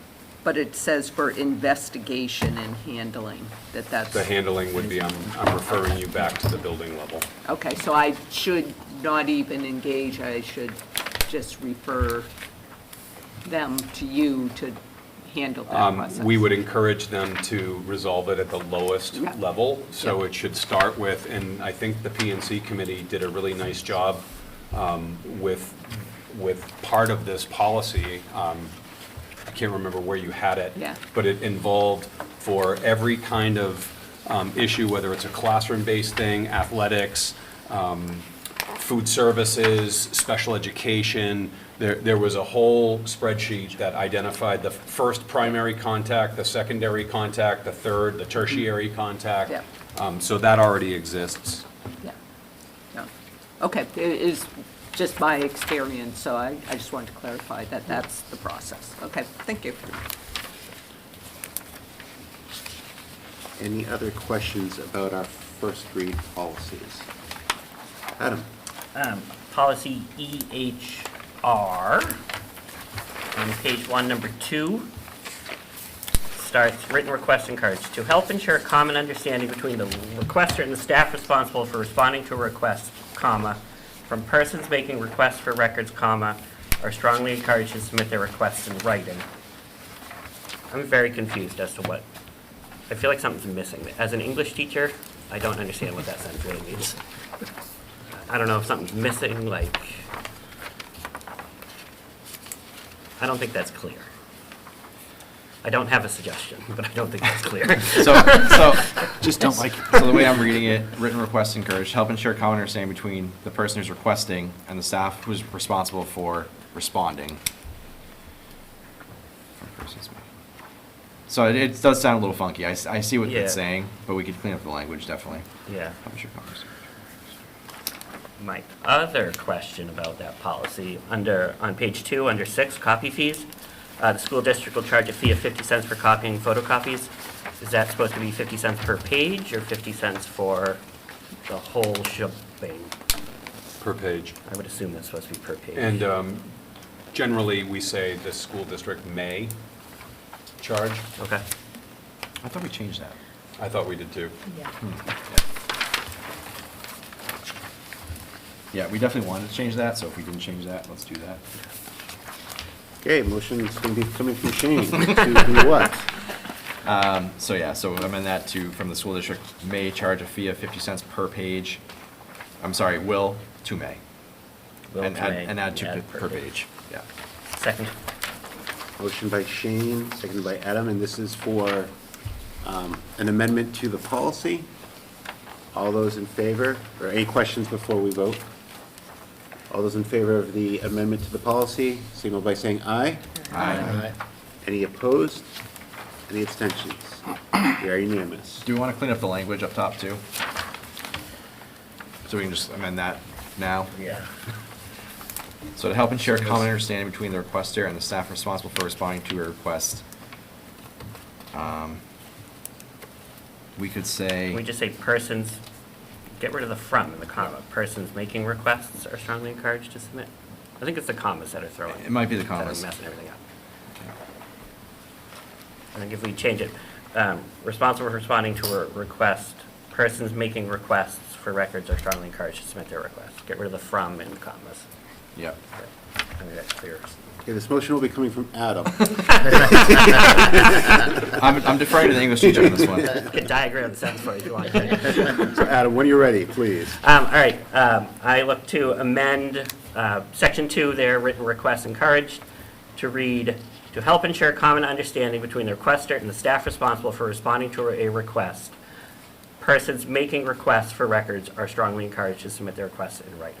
So striking the from and the commas. Any questions? Should we also then remove and include a specific description of desired records, or make the request in writing and include a specific description of desired records?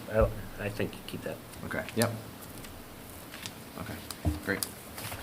Any further questions? Okay, this is a motion on amending this particular policy to the language that Adam's provided. All those in favor, please signal by saying aye. Aye. Any opposed? Any abstentions? Motion passes. Great.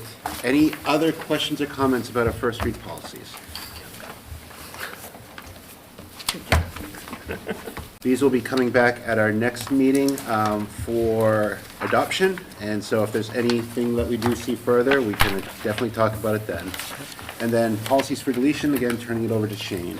All right, so we had the large list of policies that were recommended for deletion. I don't know if anyone had any thoughts about any of them that maybe they should be taken off the table for deletion.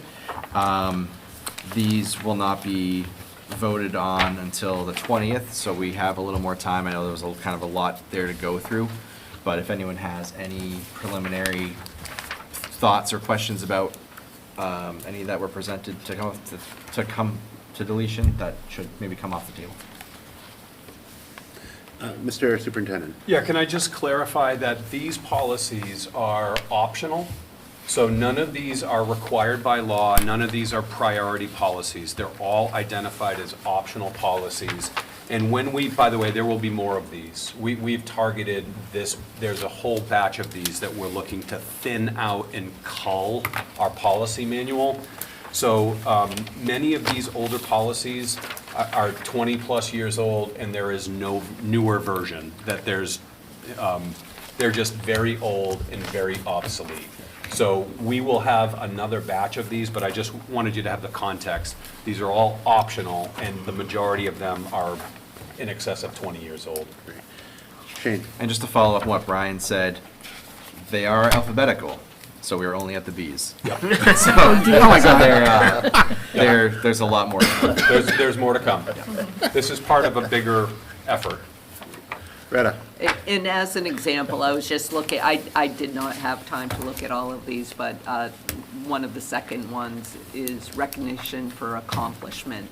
And essentially, it's a policy that gives reason for us doing the awards, but I assume the board would do the awards without the policy, so let's get it out of the policies. Thank you. Any other questions for policy deletion, Laura? I just wanted to look at BBBE and BBER, which have to do with unexpired term fulfillment. And I know these are in here because we have the RSA, and again, like, it's a very short policy. And I was just curious if the RSA was very descriptive about what the procedure would be, because I just watched the budget committee meeting, and that's they're in the same boat, and was just curious, I'm only 1 year on the board, but if this happens and we remove this policy, is there a very specific procedure, or is that determined by whoever sits on the board at that time? Go ahead. Yeah, so we have had a number of Can of these worms. occurrences over the years. So you're right, it is, the statutes identify the process of replacing a board member. So it would be up to the sitting board to identify what that process would be in terms of people submitting letters with a resume, board interviews, discussion. So it would be up to the board to identify what that particular process would be. But absent the policy, you're still going to follow the statute, and you're going to replace somebody if you have a vacancy. A comment that I'll make, Laura, on this one. I'm not looking at the policies right now. I didn't actually bring these ones with me. But I think if we have something documented on how we implement the law as a policy, I think it's very important for a driving consideration for the board that has to tackle that challenge. So if that is one of those things that is on this deletion, I would probably ask that it doesn't, just because we've encountered it so many times lately, that it's good to say, okay, what is how are we implementing the RSA? I think is always a good thing to have. Agreed, yeah, this was one that, these all made sense to me when we went through it on policy as to why, these would be brought forth for deletion, and there's the RSA supporting them. But in this case, it felt like if there was a policy existing that was really specific in procedure, it might be helpful. So are we asking or looking to potentially remove that from deletion? Is that one that's targeted for deletion, in your opinion? Yeah, I would ask for reconsideration for that one not to be deleted. Which one was that? I'm sorry. BBBE and BBER. Okay.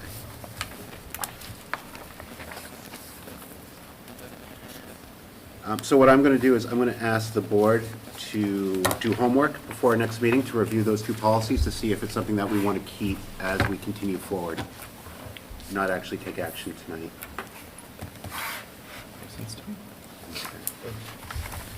Great. Does it, Go ahead, Jack. does it state what the RSA is that governs that with that policy, or I'm gonna have to look that up on my own? I believe in the last meeting's packet, the RSAs were on there. We're on there, okay. Yeah. Then I get it. I will read it. But also, this might be, I'm just thinking now, this might be something, policy meets next week. So this might be something where we look at maybe taking this off the table, but then looking at what it says. Because I know there's been some challenges to what it currently says and how that's been acted on, so we can look at that. Any other questions or comments for policies for deletion? Retta? Kind of to the same effect, we have the board organizational meeting. And, there's a statement here I haven't seen before. The election of the chairperson should be based on qualifications for the position. Other methods such as rotation should be discouraged. I mean, I'm thinking if, like we have a turnover and we got lots of new board members, is this something that's helpful to have in place, or is it redundant, or?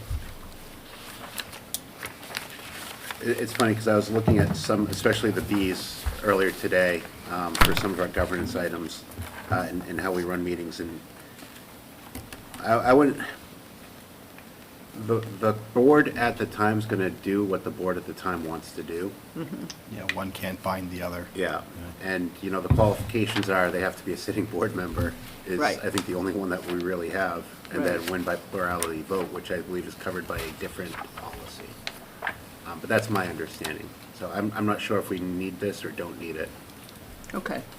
And I'm just thinking how we pass this, you know, because we went into greater detail on P&C just because it's helpful for new board members to understand that. And the same thing, this may be helpful to understand how the chair gets chosen. And, you know, now we've got this document that we created on the definition. It's like, okay, where does this live if it's not a policy? So, So let's add BDA to our homework for the next Yeah. meeting as well. and you may want to do BDF to go with it. It says advisory committees. But even trying to come up with the definitions, understanding whether or not all these committees existed and why, we had to do some homework on that, and it wasn't always clear. Again, I'm all for cleaning up the policies. That the stack of policies is probably too big. Thank you, Retta. This will be coming back for our next meeting for the policy deletion. And I would just remind people that if they want to look at the RSAs, I think on last meeting's packet, I think the RSAs were listed next to Yeah. them. It was. So if you want to just Now kind that of I look flipped to that and see how policy. things line up. They are all listed right beside all Yep. those policies. Well, yeah. Actually, beside all the ones we talked about. They're all there. Case Thank you, laws and RSA. Perfect. My ask for the administration is if we could just get reprints of any amendments for the policies that are going to be coming for next week. So for KE specifically, for any of those changes that have been made, if we could just have reprints of those so we can look at a clean policy for adoption. With that, we'll move on to new business. General insurance signing. So I turn this over to the superintendent. So each year, thank you, Mr. Chair, each year, we are required to sign off on what are called the general assurances. These come from the U.S. Department of Ed, provided they still continue to exist. And each year, it becomes a little more of a process. And I think she provided you with a copy of the 20 pages that the school board chair and the superintendent have to sign every single page, every initial, every page, as well as signing in a number of areas. So what we like to do is we like to ask the board for authorization for the school board chair and the superintendent to sign the general assurances each year. And I will share, if we don't sign these, we get 0 federal funds. 0.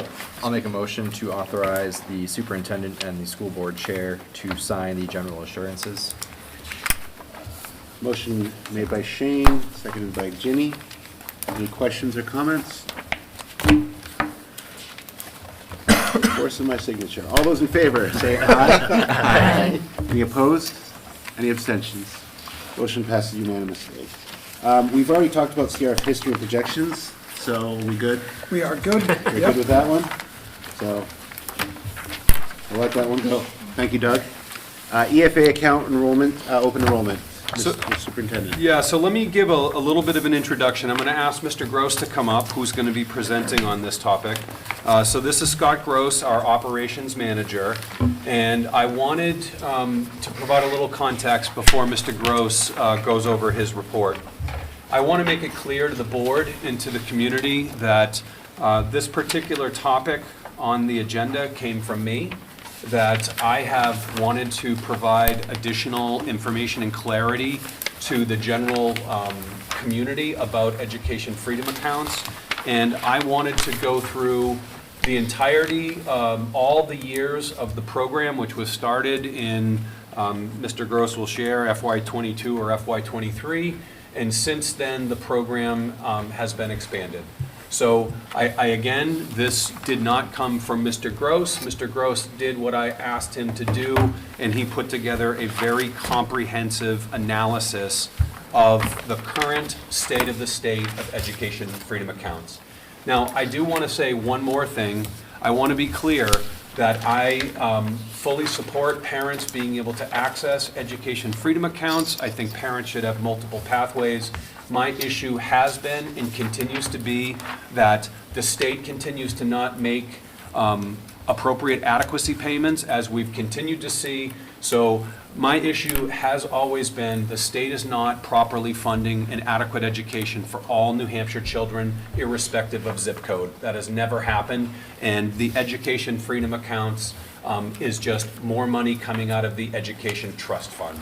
So I share all of this just as a preamble that this came from me. This did not come from Mr. Gross. And so if anyone has any issues or objects with anything that we've done here, they should direct this towards me, not Mr. Gross. So with that, Mr. Gross. Good evening. A lot of caveats.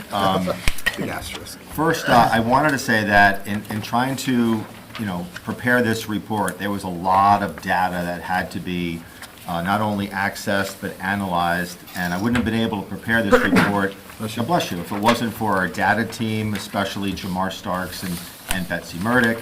A lot of the data, it's gotten better on the EFA program over the last year or two, but prior to that, it was a lot of work to try to capture the data that is in this report. So I want to thank Jamar in particular. I also want to say that when I reviewed and prepared this, try to be as neutral as possible. I happen to know many families who partake in this program, so this is not a pro or a con either way. I think we try to call balls and strikes on the EFA program. On the first 2 pages of this report, which I'm not going to go over, is just a little bit of the history. I know Brady is into the history of things. You'll be able to read that. But I want to try to hit on some of the highlights. So if you can turn to page number 3, and what you'll see, we tried to take a look at the historical participation of the EFA accounts in Goffstown and New Boston. So as the superintendent alluded to, in the year FY22 when it started, there were 21 students in Goffstown who were participating in EFAs and 11.2 in New Boston. You say, hey, 0.2, it reflects that some of these kids come in mid-year, okay? If you fast forward to FY26, that number went up dramatically, okay? And as you can see from bullet point number 2, the combined enrollment grew 546% over 5 years. Again, this is combined from 32 students combined in New Boston and Goffstown to 208 in FY26. I'll make mention of this, but in FY25 to FY26, the income limits were taken off the EFA program. So before, there were income limitations for a family of 4. They removed all of that, and in lieu of that, they put a cap of 10,000 EFA students. So when that happened, a dramatic increase.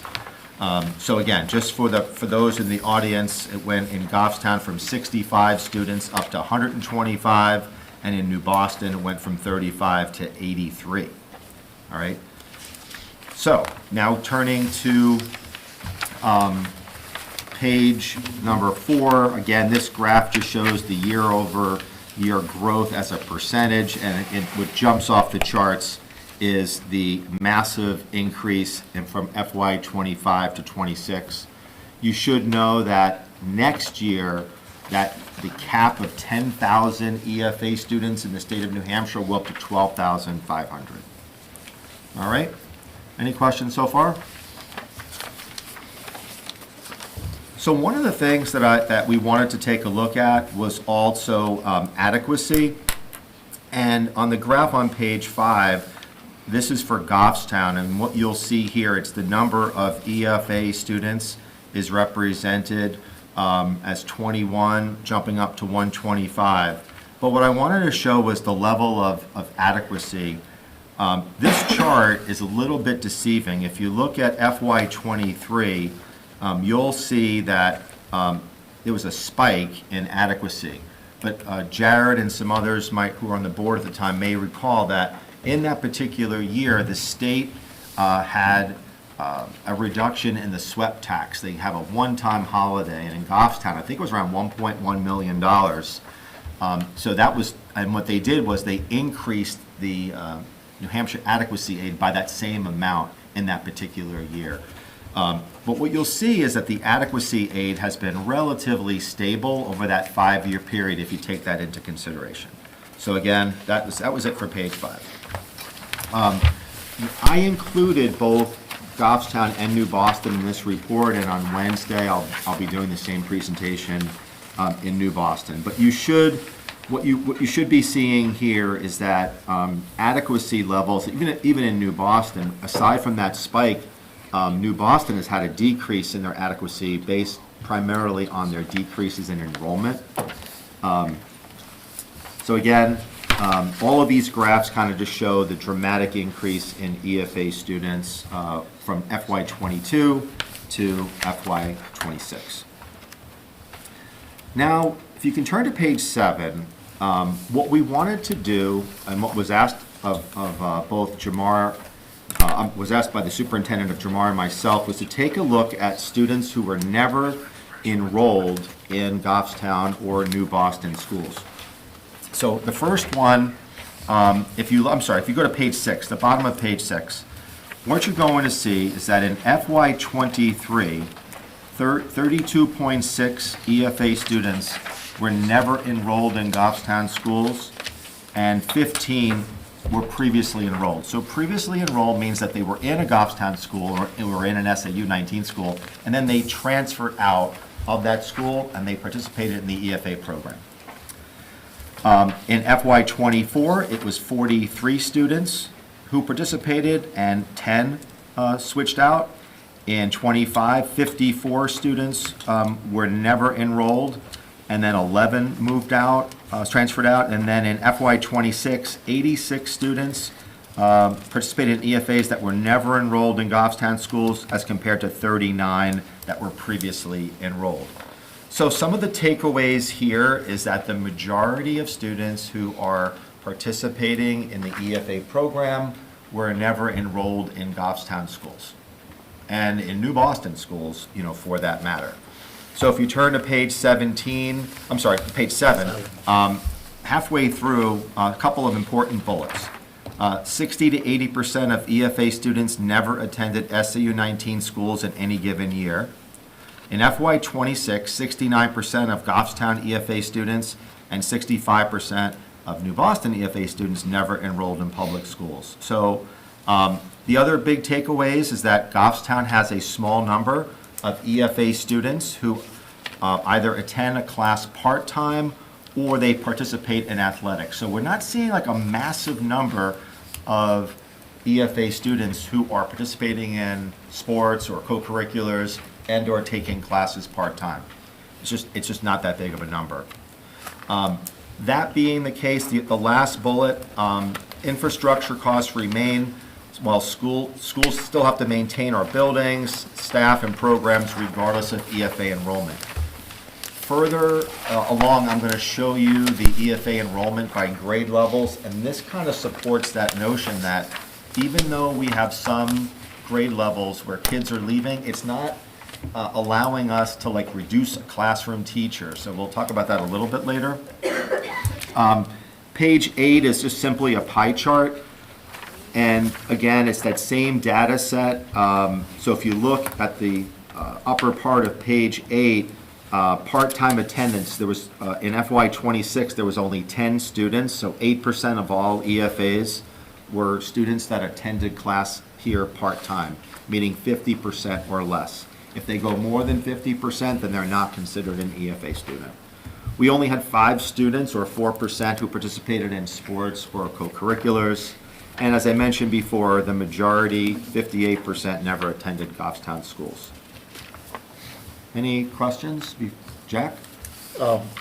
So part-time attendance, how does that's not reflective of IEP services or services like that, occupational therapy, speech therapy here? Now, these are students who, to give you a good example, they might be an EFA participant, but they're taking a college-level chemistry class or an AP class here.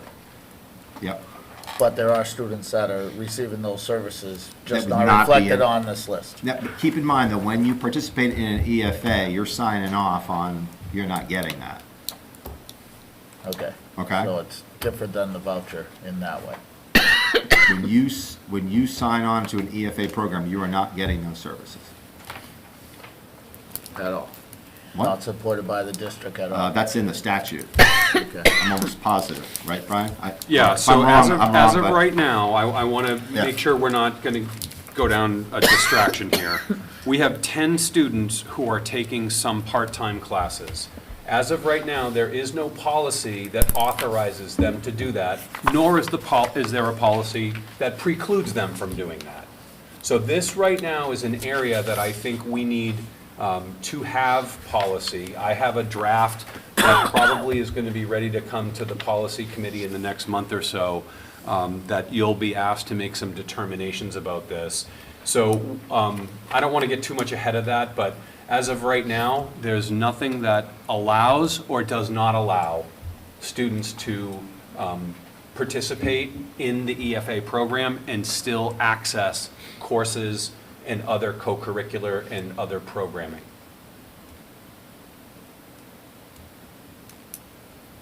And I'm not going to go down the rabbit hole, because I did have that question, because it was my understanding they couldn't participate in schools.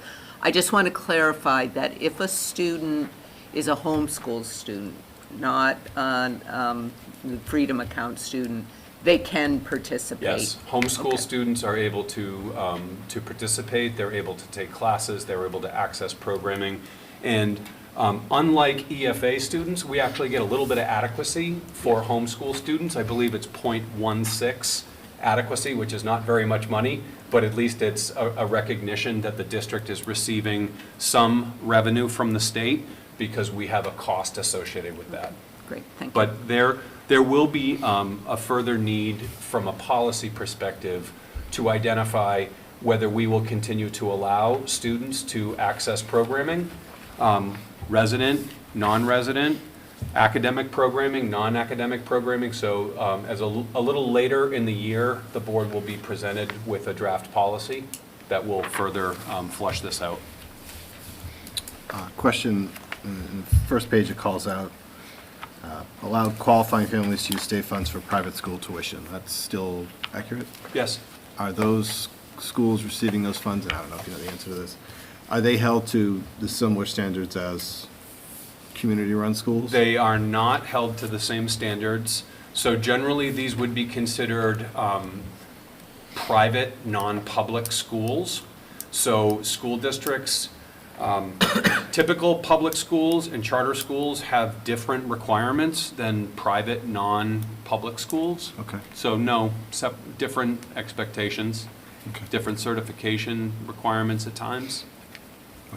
And if I could, Dan, your question, not only is it just private schools, but you could be a homeschooled student, and the criteria for demonstrating educational attainment is part of the statute, which I linked in the report. So in the PDF, which hopefully either I or Denise will share with you, you can link to it, and it tells you there are 4 criteria, which, let's say, a homeschool student could demonstrate the attainment of their, their education. But again, that's all in the spelled out statute. Thank you. One of the other things that the superintendent asked that I look at was, what was the family, how many families are participating? And this one was a little bit tricky because the data that we got from the state does not provide any addresses. So, so that being said, I put a caveat here, is that when we're looking at the names, it was very easy to determine many names because they were not common names. So what we did, and there's going to be some degree of inaccuracy in terms of this, but we looked at the last names and we counted family households by last names, recognizing that there were probably 2 that had a name that was like Smith. But there were far many that had a name that was very unique and highly unlikely that there were multiple households. So just recognize that I did want to put that out as a caveat. And what you're going to see on pages, say, 9 and 10, was that for the most part, I want to kind of highlight, this would be the different, bullet number 2 at the top of page 10. About half of EFA students come from multi-child households. The average number of school-aged children per household with children enrolled in public schools is about 1.8 nationally and 1.7 in New Hampshire, based on U.S. Census data from 21 through 23. EFA households appear to have more students than typical public school households. In Goffstown, for EFAs, it's 1.92 students per household, which is about 7% above the U.S. average and 13% above the New Hampshire average. And in New Boston, it's a bit higher than that, 2.12 students per household, which is 18% above the U.S. average and 25% above the New Hampshire average. What we're seeing, though, is from 25 to 26, that trend decreased a little bit, so we're seeing more single-child households participating in the EFA program, which is kind of normal when you think about it, if they've just lifted those restrictions. So I think that kind of makes sense. But overall, not huge differences, but worth noting. In the middle of page 10, we tried to look at what was the adequacy impact of transferred out versus never enrolled. So as you can see, I'm going to demonstrate in the middle of page 10, in New Boston, the number of EFA students that transferred out was $135,191, whereas $251,000 approximately are students who got EFA funds and they never were in the New Boston School District. For Goffstown, those who left our school system, $191,000 if I round up, and for those who never attended, $371,000. So when you look at the loss of revenue, let's use Goffstown for an example, one could argue that those students who transferred out, you lost about $190,000 of adequacy funds. And I'll show a little bit later, you really you weren't able to do anything because you had fixed costs. And you'll see later that there's not that many students at each grade level where you could have made any type of changes, especially at the elementary school level. Any questions on that? Okay. The other thing that I wanted to point out, if you look at it from a percentage basis, on page 11, I tried to look at what that loss was based upon the percentage of what you got in New Hampshire adequacy from the state. And you'll see that for those students who transferred out, it was about 2.4% loss of your adequacy. So a lot of people are saying, oh, wow, there was, you lose a lot of adequacy. And again, 2.4 is not nothing, but it's not a high amount, all things considered. New Boston proportionately 4.4%. So they saw a much bigger hit percentage-wise. Any questions there? Now, what I wanted to show you on the top of page 12 was that this EFA program, while you could say that Goffstown overall lost $190,000 in New Hampshire adequacy revenue, when you look at New Boston, it kind of tells a little bit of a different story. So they lost, if you go to the red bar, $135,000 approximately of revenue from lost adequacy. But they also, of those students who left, there were 4 from Mountain View and 4 that attended Goffstown High. So if they had to pay tuition to Goffstown, they would have had to pay $204,000 to Goffstown. However, they never attended those schools. Therefore, there was a net savings of almost $70,000. So again, Goffstown EFAs kind of reduce your adequacy revenues a little bit. But for New Boston, if you apply the fact that 8 students no longer went to Goffstown schools, their bill then went down by almost $5,000. They actually saved about $70,000. Any questions there? So good for them, bad for Goffstown, because we aren't receiving that revenue for tuitions that would be coming in. That's correct. But I think the superintendent asked that we take an agnostic approach to all this. I'm just trying to show you that there are pluses and minuses depending on what community that you live in. The chart number 13, I wanted to also show you the bottom of page 12. This is New Boston, and the gold color, never attended, and then the transferred out is in blue.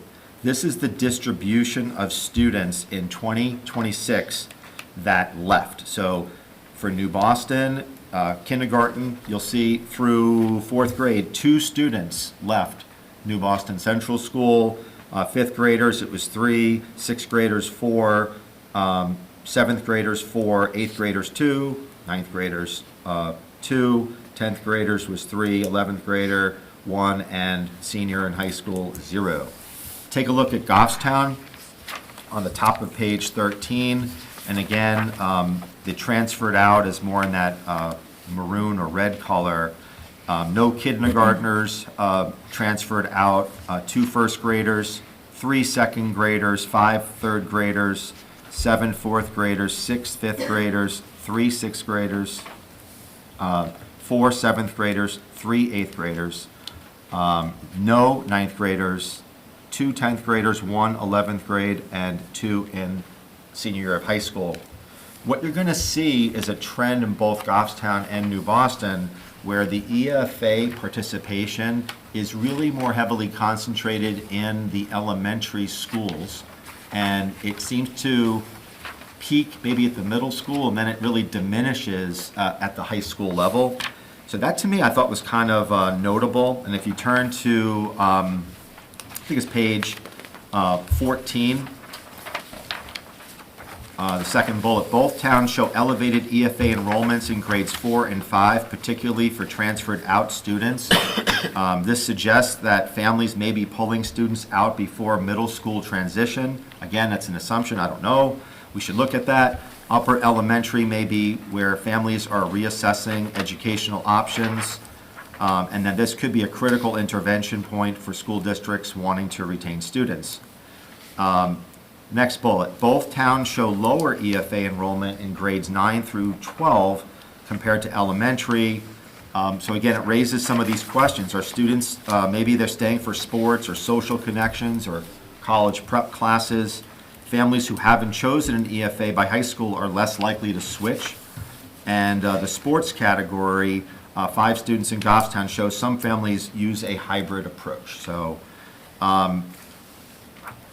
really, I want to kind of read off some of these challenges and opportunities for those who might be watching on television. So for policy implications on page 14, school boards will need to review the implications of eligibility changes to the EFA program in their current policies and procedures, more specifically regarding part-time enrollments, participation in co-curriculars, and the consideration of tuition charges, which the superintendent talked a little bit about before.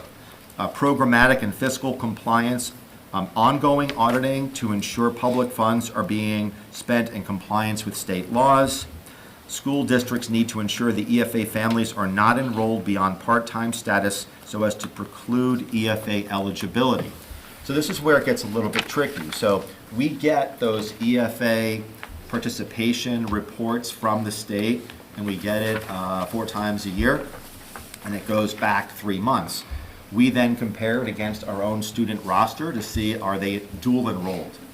We have seen some of that. We then notify the Children's Scholarship group. They then contact the family, and then they're no longer, if they're here, they cannot do both. So then they are, de-enrolled or unenrolled in the EFA program. Sometimes there's a lag. So somebody, there might be a family who participated in the program, they got, their check, and then they enroll, let's say in one of our schools, and, is there a possibility that they could have been in both at the same time? Yeah, but that's not our problem. That's kind of the state has to kind of figure that one out. Fiscal impact, the potential for public school budget pressures are, as funds are reallocated to EFAs necessitates ongoing monitoring and transparent reporting. So again, we are looking at that. I don't know if other school districts in New Hampshire are doing that type of work, but we do cross-check every time we get that state report. That state report has gotten way better over the last 2 years than it did in the early stages. So the state is doing a much better job, I think, of making sure that folks are not double dipping. Program sustainability. Balancing program expansion with the financial stability of public education requires careful policy calibration and stakeholder engagement. I think, here, right now, as I mentioned, there's a 10,000 student cap on the number of EFAs in New Hampshire for this school year. Next year, by statute, that goes up to 12,500. So with that, that's why you saw that big spike. It'll be very interesting to see when that cap goes up another 25%, how will it affect New Boston and Goffstown numbers. Data collection, improved data tracking at the district level, especially in Goffstown and New Boston, which is important for the following reasons. Accurate enrollment information and reporting to the state will ensure appropriate revenues are collected to offset district expenditures. So we want to make sure that everyone is being treated fairly and that the money is flowing where the statute says that it should be flowing to. And secondly, it will enable more accurate assessment of program outcomes and inform future policy decisions. One of the things that I do not go into any type of detail here, and people have asked is, well, what are the academic type outcomes of the EFA program? I did provide you with links that you can take a look at, whether it be the audits that are performed for the EFA program through the Children's Scholarship Fund. So there are fiscal audits. The state also has a committee which is charged with reporting out on the outcomes of the EFA program. They were 1 or 2 years behind. They just issued a draft report, and that's also included in a hyperlink, so you can take a look at that. And again, this reporting is agnostic to whether or not you are for or against, whether you think the audits are accurate or not accurate. It just provides you with that information, and you can make those conclusions on your own. So with that, again, this just tries to give you a little bit of a flavor for, where this EFA program is. I know that there are likely policy implications. I know from a financial perspective, whether it be with our database or data people who work for the district, or whether it be our business administrator, we're looking at revenues all the time. These are important decisions that have to be made. But I do think, though, that there's a couple of takeaways here. One, if you take a look at that grade distribution, hopefully you can see that you're not seeing these big jumps where you could reduce 1 third grade teacher. It's simply not there. I think that was something that was stated at a lot of hearings early on, that you're going to have fixed costs, and you're not going to be able to do that. And I think the data, kind of speaks to that. The other thing that, when you take a look at the lost revenues, 190,000 or whatever it was, there were some concerns that number would be way, way higher. It doesn't appear to be the case. But again, depends. That's current state. We don't know where this is headed, in the out years, whether that cap will go even higher than 12.5. So That's a state cap. yes, State caps. State cap. And we Yeah. don't and cannot have a local cap. Correct. That's correct. That feels risky. Scott, do you think, because these are just the 5 years and it makes sense when kids are already in high school, they probably don't want to go away, but when you have the students that start earlier, is the assumption they will continue? Or is that just? Not necessarily. So we have seen instances where students are part of the EFA program, and then they return to the public school. So I think you're seeing it all over the place. The data does show that there are, I don't have those exact numbers, how many came back. And that's the other thing too, is that we had to like pretty much hand count. Like it's a lot of hand counting on this, because that data is not super clean. So Scott, just going off your challenges and opportunities, data collection is one of the things that you just mentioned. Yeah. I'm going to ask the question, what can we, and we as in you, do better for data collection so that we have a repeatable process to have consistent data year over year? I believe that, first off, we're very lucky to have people like Betsy and Jamar who are responsible for all of our data collection that's mandated by the state of New Hampshire, not just for EFAs, but I'm talking about for beginning of year counts, you name it, okay? All of our grades, things like that. I believe that FY26 was the best data set the state has ever given us, and it is now a much easier, repeatable process. But it took a long time, Jared, to get, the prior years. FY26 was easy compared to trying to figure out FY22 and the prior year. So I think it is going to be I don't think it's going to be a ton of work, but it's going to be a little bit extra to monitor it.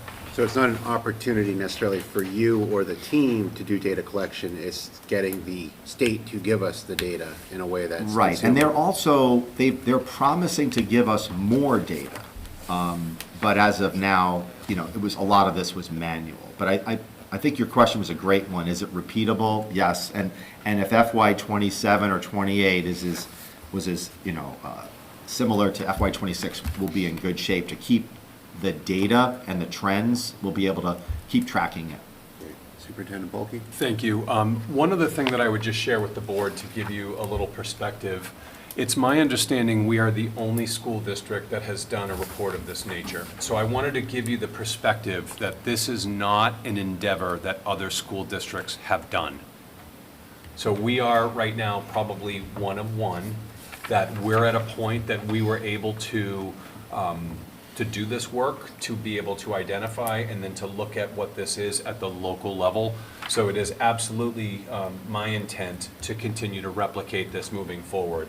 I think that we want to be able to look at trends. We want to be able to look at data over time. We want to be able to possibly consider reaching out to some of these families and inquiring why. I think at some point there is a powerful opportunity to engage with these families. There are kids, there are families. I think we should say to them, tell us why you left. And it could be, I wanted the money. It could be that I decided that, this was a better fit for our families, but I just want you to know, to have the perspective that we are one of the only districts that have done anything remotely around this. And when I started talking about this several months ago with other school districts, they didn't know their own data was in the state database. So we're at a higher level, that we have a really solid data team that was able to do this work, and then obviously layer Mr. Gross on top of that. That's why you got a good comprehensive report. But we'll keep this moving forward because I think all of this needs to be analyzed for trends. And I did make a note, everyone, that there's several notes in terms of the limitations of the data. To give you one example, I gave you a link to the state's information on EFA counts and the money, et cetera. They were slightly off in terms of what we have. So we were using October data, which is what the state uses for everything in terms of its beginning of year report. So when the superintendent signs off on enrollment, they always use October 1 data. EFA program, guess what they use? December data. So there's slight little differences there, but we wanted to try to be consistent, from our perspective, that October is really the important date, not so much, December. So, and again, I mentioned that, we had to hand count families and we made some other assumptions. So the data is not 100% perfect, but I believe it's about 95% good. overall. And I think it does tell some decent stories within the data. Will this be available to the public on the website? For a small fee? 50 cents. 50 cents a page. 50 cents, 50 cents a page. May not shall. We're not charging for that. Ginny? I'd like to take my hat off to the IT people for their data collecting, because we know they're woefully understaffed. And Scott, between you and them getting all of this information together for us, whereas it's not easily available at the state, I take my hat off to them for spending that much time and probably staying here way after hours to get that done, so thank you, Agreed. guys. This was a great project. Dan? Is there any outcome data on the dollars spent, like what it goes to, what it achieved? Not that I'm aware of. There is some, if you check on those links, contained in some of those reports, you will see where some of the state's EFA money went to. So there are certain private schools where they will tell you that this is where the highest percentage of EFA dollars went to, those particular schools. So there is some, but again, it's contained in some of these hyperlinks. If you go on the Department of Education website, there is a specific area which is linked in this report for EFAs. And then from there, you have to click around a little bit to find more and more. So keep clicking away and you'll find a lot of information, more than you can imagine. Okay. What other questions we have for Scott? What's the EFA, what funds go in there? Like, it's capped at 10,000 students, each student can get? It depends. It's similar Is to it New just like the Hampshire adequacy adequacy. funding? It's more. You could get more if you have a student who is free and reduced. You could have more if a student is reading below grade level, those type of Right, things. okay, so it's still Yeah. that way, so then why, like we called it vouchers, now we call it EFAs, is that a misnomer on my part? Or is that fair to say? I call it an EFA program. There are Right people from who the use beginning? those, who use those two terms similarly. Okay, so what do we have in New Hampshire? Only an EFA, no vouchers? Correct. Correct. So I use my EFA and I go to a charter school? No? Well, a charter school is a Public public school. school. Yeah. So you'd be able to enroll so there is not a residency requirement for enrollment in charter schools. You have to be a resident of the state of New Hampshire. So they're different. If you're attending a charter school full-time, you're not an EFA kid. Okay, all right, that was the And one I again, couldn't as- get around, that was the And as answer I need. As I tried to say at the beginning, I don't have any objection to this program. My objection is we don't pay for base adequacy for all New Hampshire kids first. And now you're just taking more money potentially out of the education trust fund. That's always been my issue with EFAs from the beginning of this in 2022. So not concept, execution. Yep. Yep, there was no additional monies or revenues that went into the trust fund to compensate for what the impact was expected to be, and as it turns out, is exactly what people thought it would be. So that was, So, Thank you, Scott. thank you, Mr. Gross. Thank you, Scott. Okay, moving on to staffing. Looks like we have some assignment changes that we have notifications of. So a few notifications, we have assignment changes, no action required of the board, as well as a track change for a high school biology teacher here. So congratulations to Mrs. Strickland. And then leaves of absence, these are notifications only for you, for those three. For your approval this evening, we have two positions that were one-year positions, so there are two non-renewals. So this year, for the non-renewal for the one-year positions, we have two teachers for your approval. I'd like to make a motion for the teacher non-renewal approvals that we have. Motion by Dan, seconded by? Seconded by Vanessa. Yeah, it's coming back that way. All those in favor, say aye. Aye. Opposed? Abstentions? Motion passed unanimously. We have two resignations, and I would just point out one of them is Mrs. Cassavant, who was on a one-year leave of absence from Goffstown High School. She's been in the dean role, so that's a permanent for her now. So those two resignations for your approval, please. Moved by? Moved by Dan, seconded by Jack. All those in favor say aye. Aye.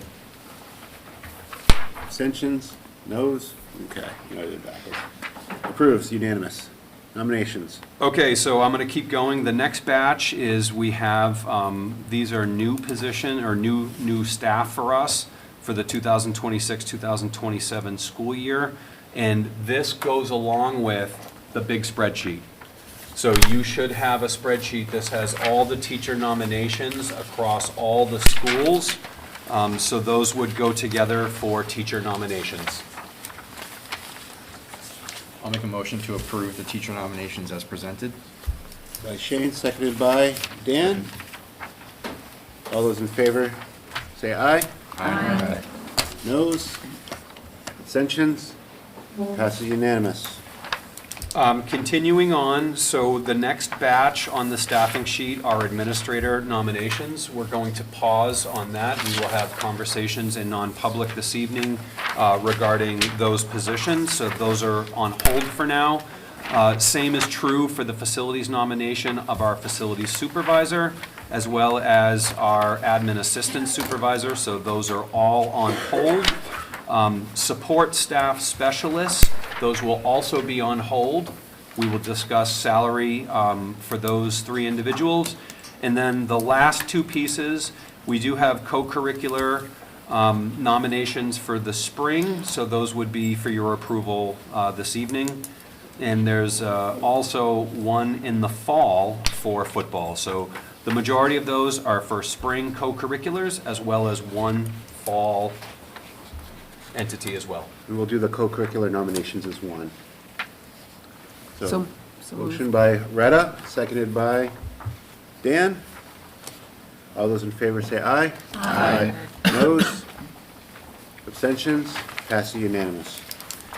So with that, let's move on to the top three things, a number of items. I know, Retta, you've been writing things down. Yeah, I took furiously. some notes, but this is up for discussion. So the three things I have are the opening public hearing on the completion and upcoming CRF projects, the MVMS graduation update, and the presentation on the EFAs. Love it. That's what I had also. The only other thing I had was the student handbooks or the trips. Those were also on my list, but it's three things. I know, I got you. Somebody comment on the post. Could we add the five. last day of school with the graduations as well? Yes. Stretching it, Jared. It is, but they're together. 3.5. They're together. It's not 3.5 things, Jared. So, last day of graduation, those kind of go hand in hand, right? Yeah, all right. The Rick's end of happy about it. school year updates. Exactly. It works. Great. Thank you. I don't think we need a vote on that. I think we have consensus. So, any other meetings before the board before we go into non-public? Any new items? No? Okay, so non-public session for RSA 91A, subcolon 3. So moved by Jack, seconded by Dan. We will start with Vanessa, always setting the tone. Yes. Yes. Yes. Yes? Yes. Yes. Yes? Yes. We are now in non-public. Thank you very much, Grady.